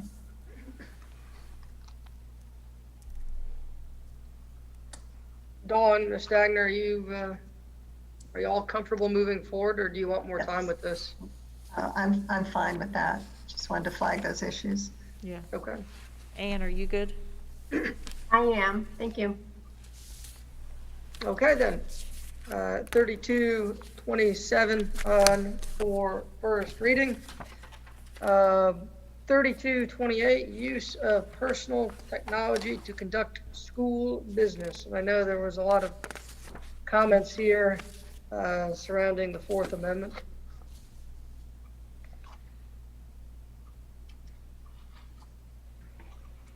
Okay, so my understanding is we're talking about adults here, not students, correct?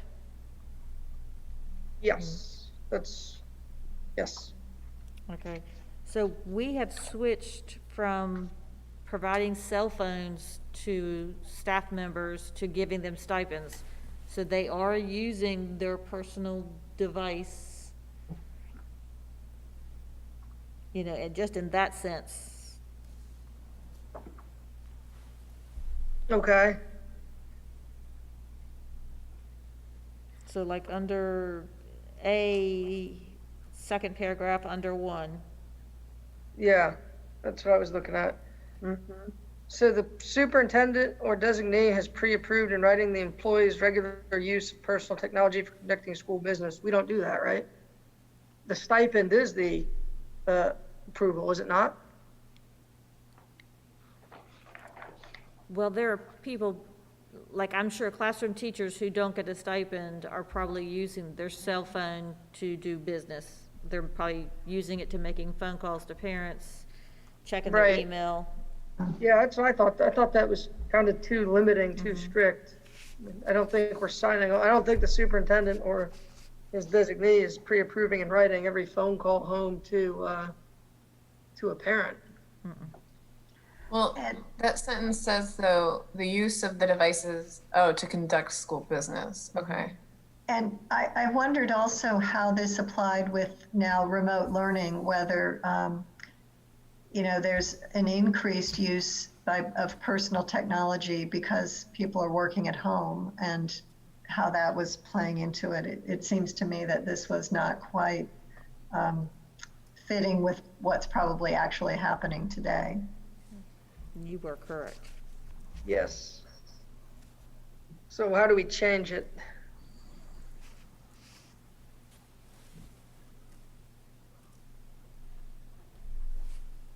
I just had a comment that this probably needed closer review. Yeah. And I hate to think pull Yeah, it, because I feel like it's such a fact of life. Yeah, okay. It is important though, and I certainly will point out that you have significant concerns about public records issues when people are using their personal device. So, you know, Right.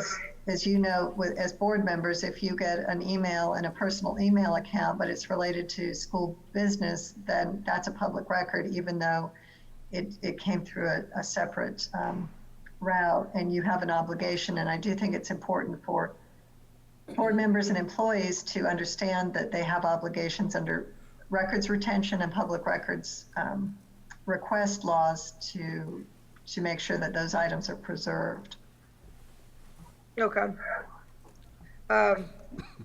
Since we're on it, really briefly, searches, I'm less concerned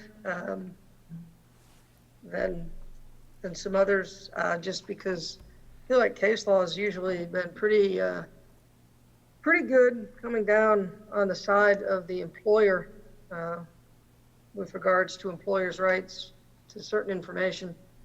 But I didn't know if we wanted to state the reasons where we might search, or if that would be too limiting. I don't know that I'd want to try to come up with a list of all the reasons you would search. I think the important things to include in the policy are that employees, you know, just the notification under that if they're using personal devices for public or for school business, that they may be subject to search, and that they don't necessarily have as much expectation of privacy. That really gets into a tricky case-by-case evaluation, though, when you may need to search someone's personal device. And then it's just an access issue. And frankly, I don't, you know, there may be ways that you don't search the actual device, but you search their online, you know, accounts that are accessible to the district. So again, with the bring your own device reference in here, it may be that needs to be reviewed so that it's consistent with the other two policies that we've already pulled off to review. Yeah, Okay. I agree. Okay. So we are going to hold the personal technology and not put it on for first reading. Which brings us to copyright compliance. And again, this is an area where I will defer to everybody else. Me too. And I don't have any issues with this. Okay, great. So I had just one, I had a comment about the fair use.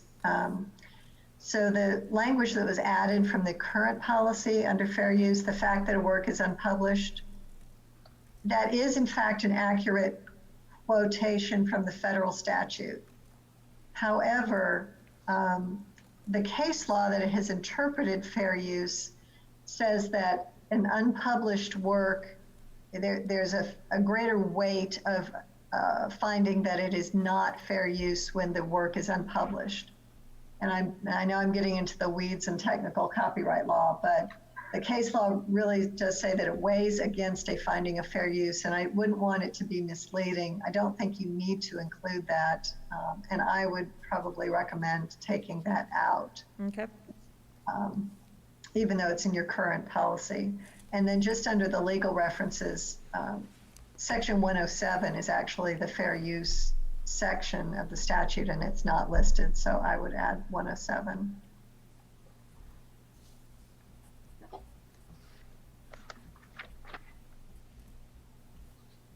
All right. Was that it? That's it. All right. School calendar and time for learning, policy 3300. The first thing I had here was interruptions of instructional time and time off task must be kept to a minimum. Yeah, again, I'm for streamlining this. I don't know why we have to say that. So was there a reason for that? Can we get rid of that?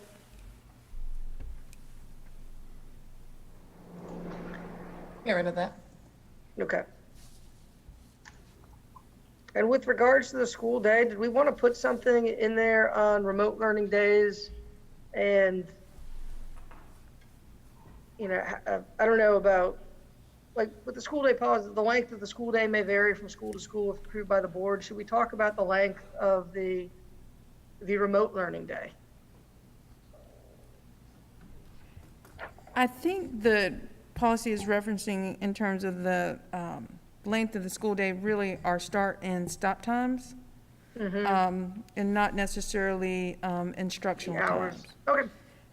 Also, I know the policy specifically references for the 2020-2021 school year, which then leads me to believe that we'll be updating this for the 2021-2022 school year. And I was just wondering if there was a way that maybe the policy could be written just as overarching and continuous, and not that it would have to be updated annually. So I'm not, not completely sure in regards to that. And of course, I recognize that this is a very, very different year. We are, based on this policy and what our previous practices have been, in calendar season right now, but we don't. Yes, I know Say again? I said, yeah, I know we should talk about that. Yes, but we don't know what the legislation that's going to give guidance to our calendar is going to be. And I would say to you, we're probably not going to see that until the legislature's return. So if we draft a calendar for the upcoming school year, do we draft it based on what's current right now? Or do we draft it on what was prior to? So it might even be helpful in this policy to take out the reference about the time of year for which calendars may be or should be drafted. We could take it out, or if you wanted to make this permanent, we could just say the calendar committee will meet, within a specified time period following the calendar guidance being passed by the General Assembly, or something to that effect. Yeah, Dr. Smith, I agree with you 100%. And my recommendation would be to delete that whole section at the top about opening and closing dates for this school year. And then down where it says paragraph C and D, I would delete, I would change that to just say school calendar, and delete that first paragraph, say the number of days scheduled for students, including opening and closing dates, shall meet the requirements of state law. And then delete the whole section D, that first paragraph under school calendar. I just think that the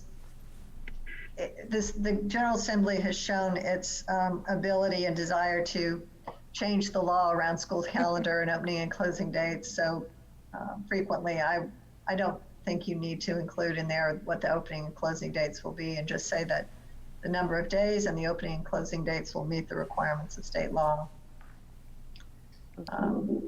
Would you also then get rid of the 215 days, and just put meet the requirements of state law? Yeah, so delete that entire paragraph and then just. Okay, delete the first paragraph of D, is that what you're talking about? Yeah, I would delete the heading for C and just put school calendar. Then delete that first paragraph and put the number of days scheduled for students, comma, including opening and closing dates, comma, shall meet the requirements of state law. And then leave the next three small paragraphs, delete section D, heading, and that first paragraph of D, and then leave the next paragraph. Okay, Deborah, could you make those changes? I've got it redlined. I'll be glad to send that to you, McKenna. And then what I would also suggest, again, under it says any calendar adopted by the board will be consistent with the following requirements, and then it lists 12 things. Again, those are the requirements of state law, and I don't know that you need to be that detailed about it. I agree.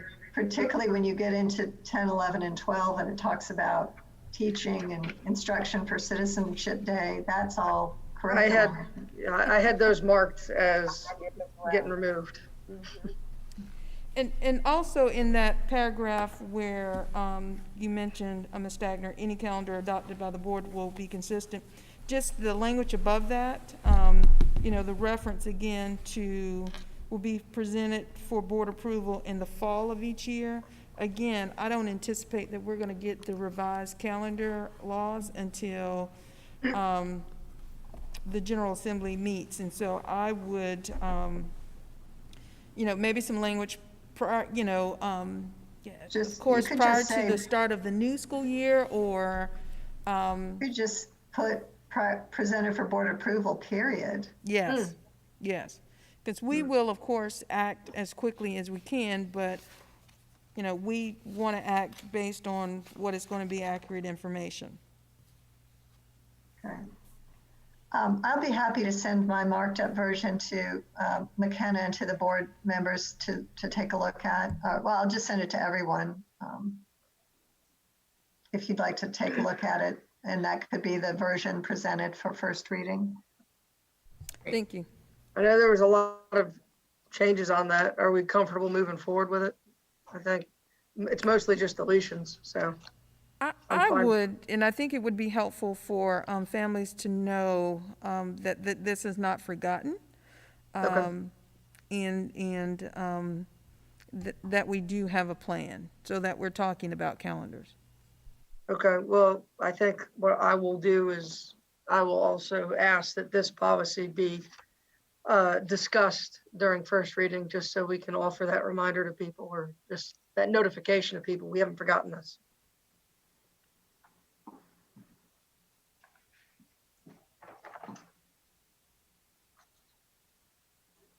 Which brings us to school trips. Policy 3320.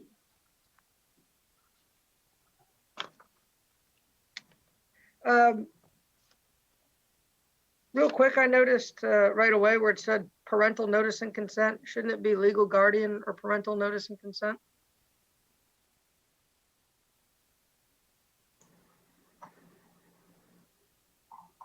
I would agree with that.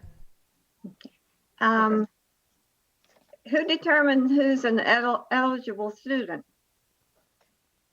Aren't all students given this opportunity? Students who are age 18 and older under FERPA are eligible. They can sign their own. I think that's what it means. Yeah. Unless they're emancipated or they're 18, they're. I'm looking at that second paragraph in the beginning.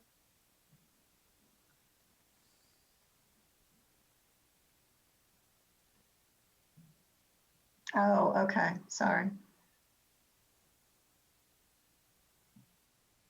I think, wouldn't an ineligible student be a student who is currently suspended, or a student who's received some sort of disciplinary action? I know we have students with like 504s also who can't go on trips. I don't know if that statement's accurate. Well, not 504, I'm sorry. But just any number of reasons. I mean, not all students would automatically be eligible. Well, I think it's really how you read into this. So if, let me read the top part again.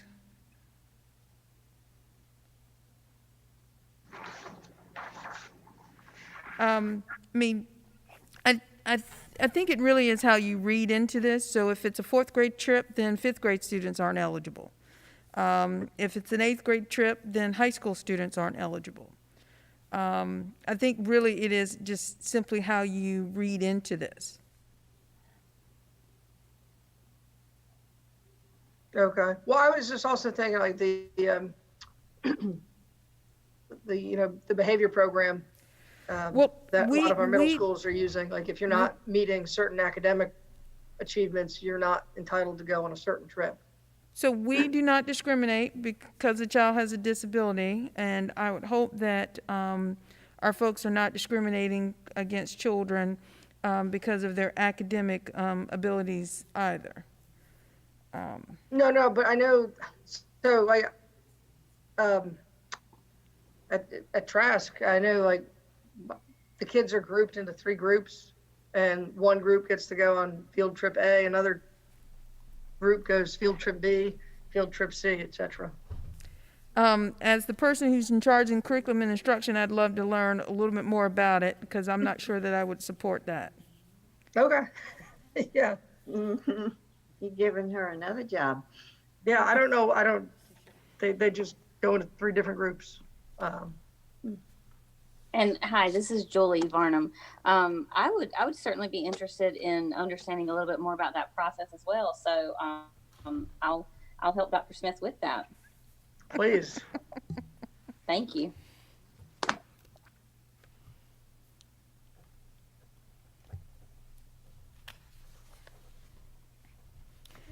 general question, when the new policies reference another new policy that isn't yet approved, how do we adjust for that?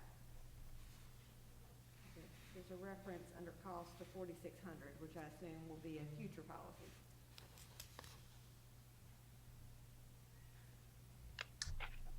Yeah, so if it's a policy that's not yet adopted, you would have to look at the correlation table and see what your old policy is. And that is what is in effect until you adopt the new policy.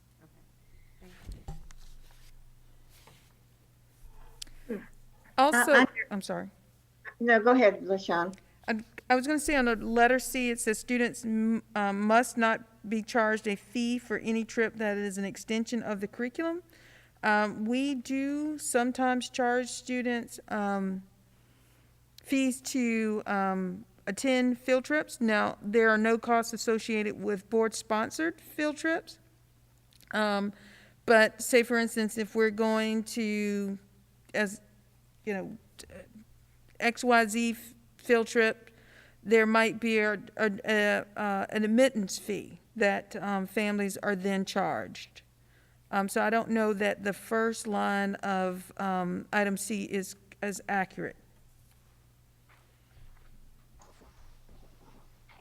We probably need to update our student fee policy before we update this one. Okay.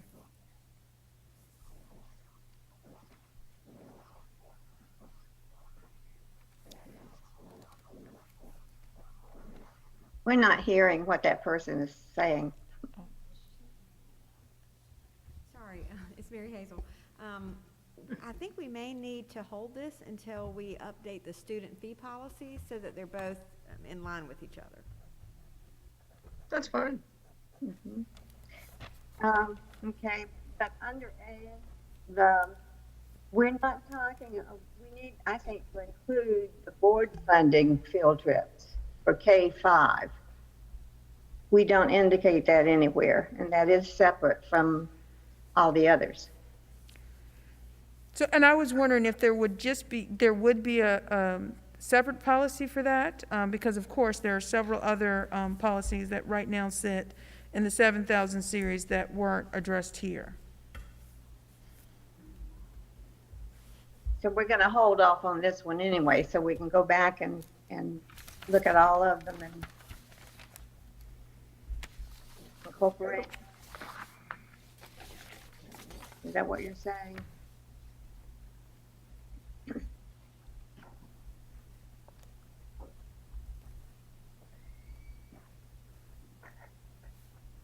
Okay, so we're going to hold this policy. Okay. I wanted to ask too, when we're talking about transportation, I don't see anything that addresses private vehicles. And I thought we had something, I couldn't find it readily, that employees are not to transport students in their private vehicle.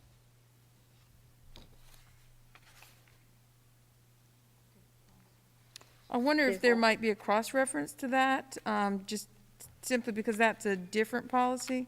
Mm-hmm. But it needs to be pointed out certainly in field trips. case. Okay, we can add something saying that employees may not transport students using personal vehicles.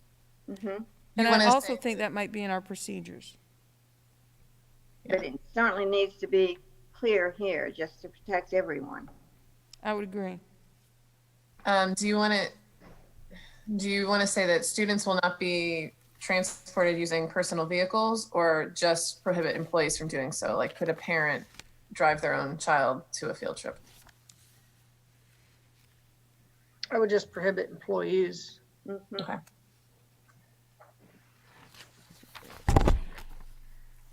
All right, Can our, I ask, does the board approve out of state, because it's still been deleted, that the only board approval is for international travel, out of state and overnight stays that's been deleted. What's the current practice? The board does not. The building level principal does. Okay, thank you. So where it says that you're going to have all these regulations, we're going to change those to procedures. But they are up to date, or will be up to date to match this policy. There are a lot of procedures in here.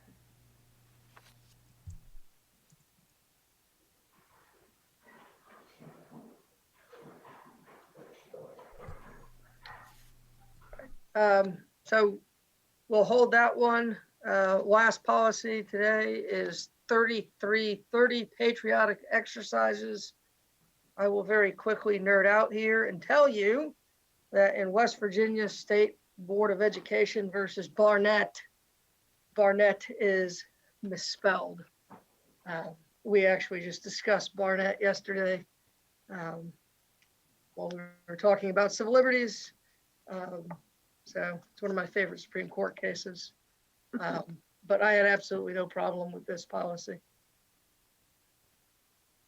So my only question about this policy is that the same statute that requires the Pledge of Allegiance also requires display of the North Carolina and United States flags, and also requires age-appropriate instruction on the flag and the Pledge of Allegiance. And I wondered why this is set out alone, and whether those are included somewhere else, or whether they should all be grouped together. Those are included in a different policy about, it's a curriculum policy.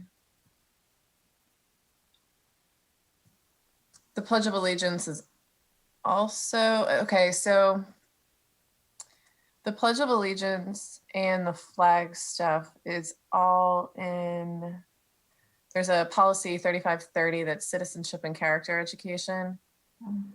That addresses all of that. The reason this was separate was just to address the moment of silence, but since the moment of silence is sort of being done along with the Pledge of Allegiance, it was just grouped together here. But the Pledge of Allegiance and the flags are addressed in one of the other policies. Well, I guess just in the interest of streamlining it, whether it needs to be, whether there needs to be a separate policy for the Pledge of Allegiance if it's addressed somewhere else too.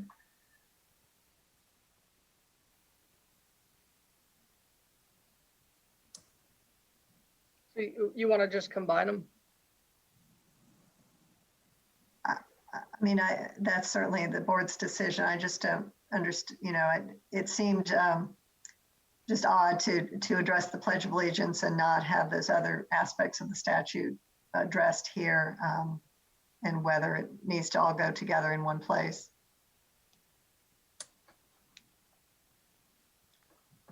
Yeah, I think I'm fine with that.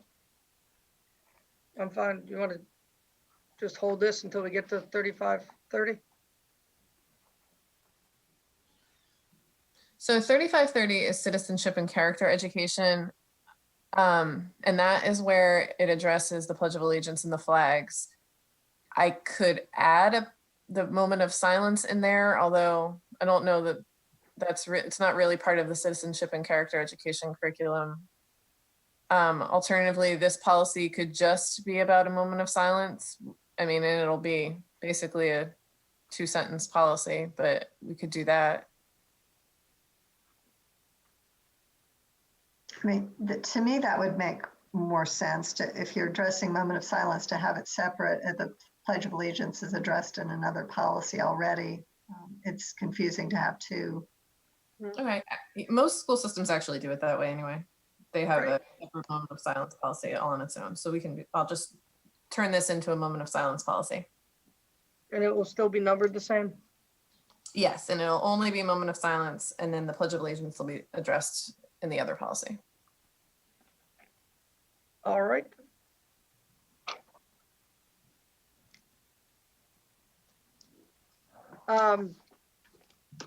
Does anybody have anything else? Oh, we're getting ready for a moment of silence. We absolutely. Okay, so I will make do we have to, we don't have to make a motion to pull those policies, do we? The ones that we're going to discuss next time? So I think that you would want to make a motion to move forward for first reading all of those policies except for the ones that were pulled, or list them. Okay. So at this time, I will entertain a motion to move all the policies forward for first reading except policy 3100, policy 3130, policy 3228, and policy 3320. Is there a motion? Move for approval. Okay, wait, I'm sorry, could you repeat those policies again? Because Certainly. We're holding 3100, okay, I didn't realize that. Okay. 3130. Oh, wait, hold on, maybe. No, I don't. No, No, I'm sorry. No, I'm sorry. 3130, 3228, and 3320. Okay. So I have that we're holding 3220, 3225, 3228, and 3320. Mm-hmm. Yes. Is that not right? that's what I have, McKenna. Yes. Okay, sorry. All right, can you read those again? 3220, 3225, 3228, and 3320. Okay.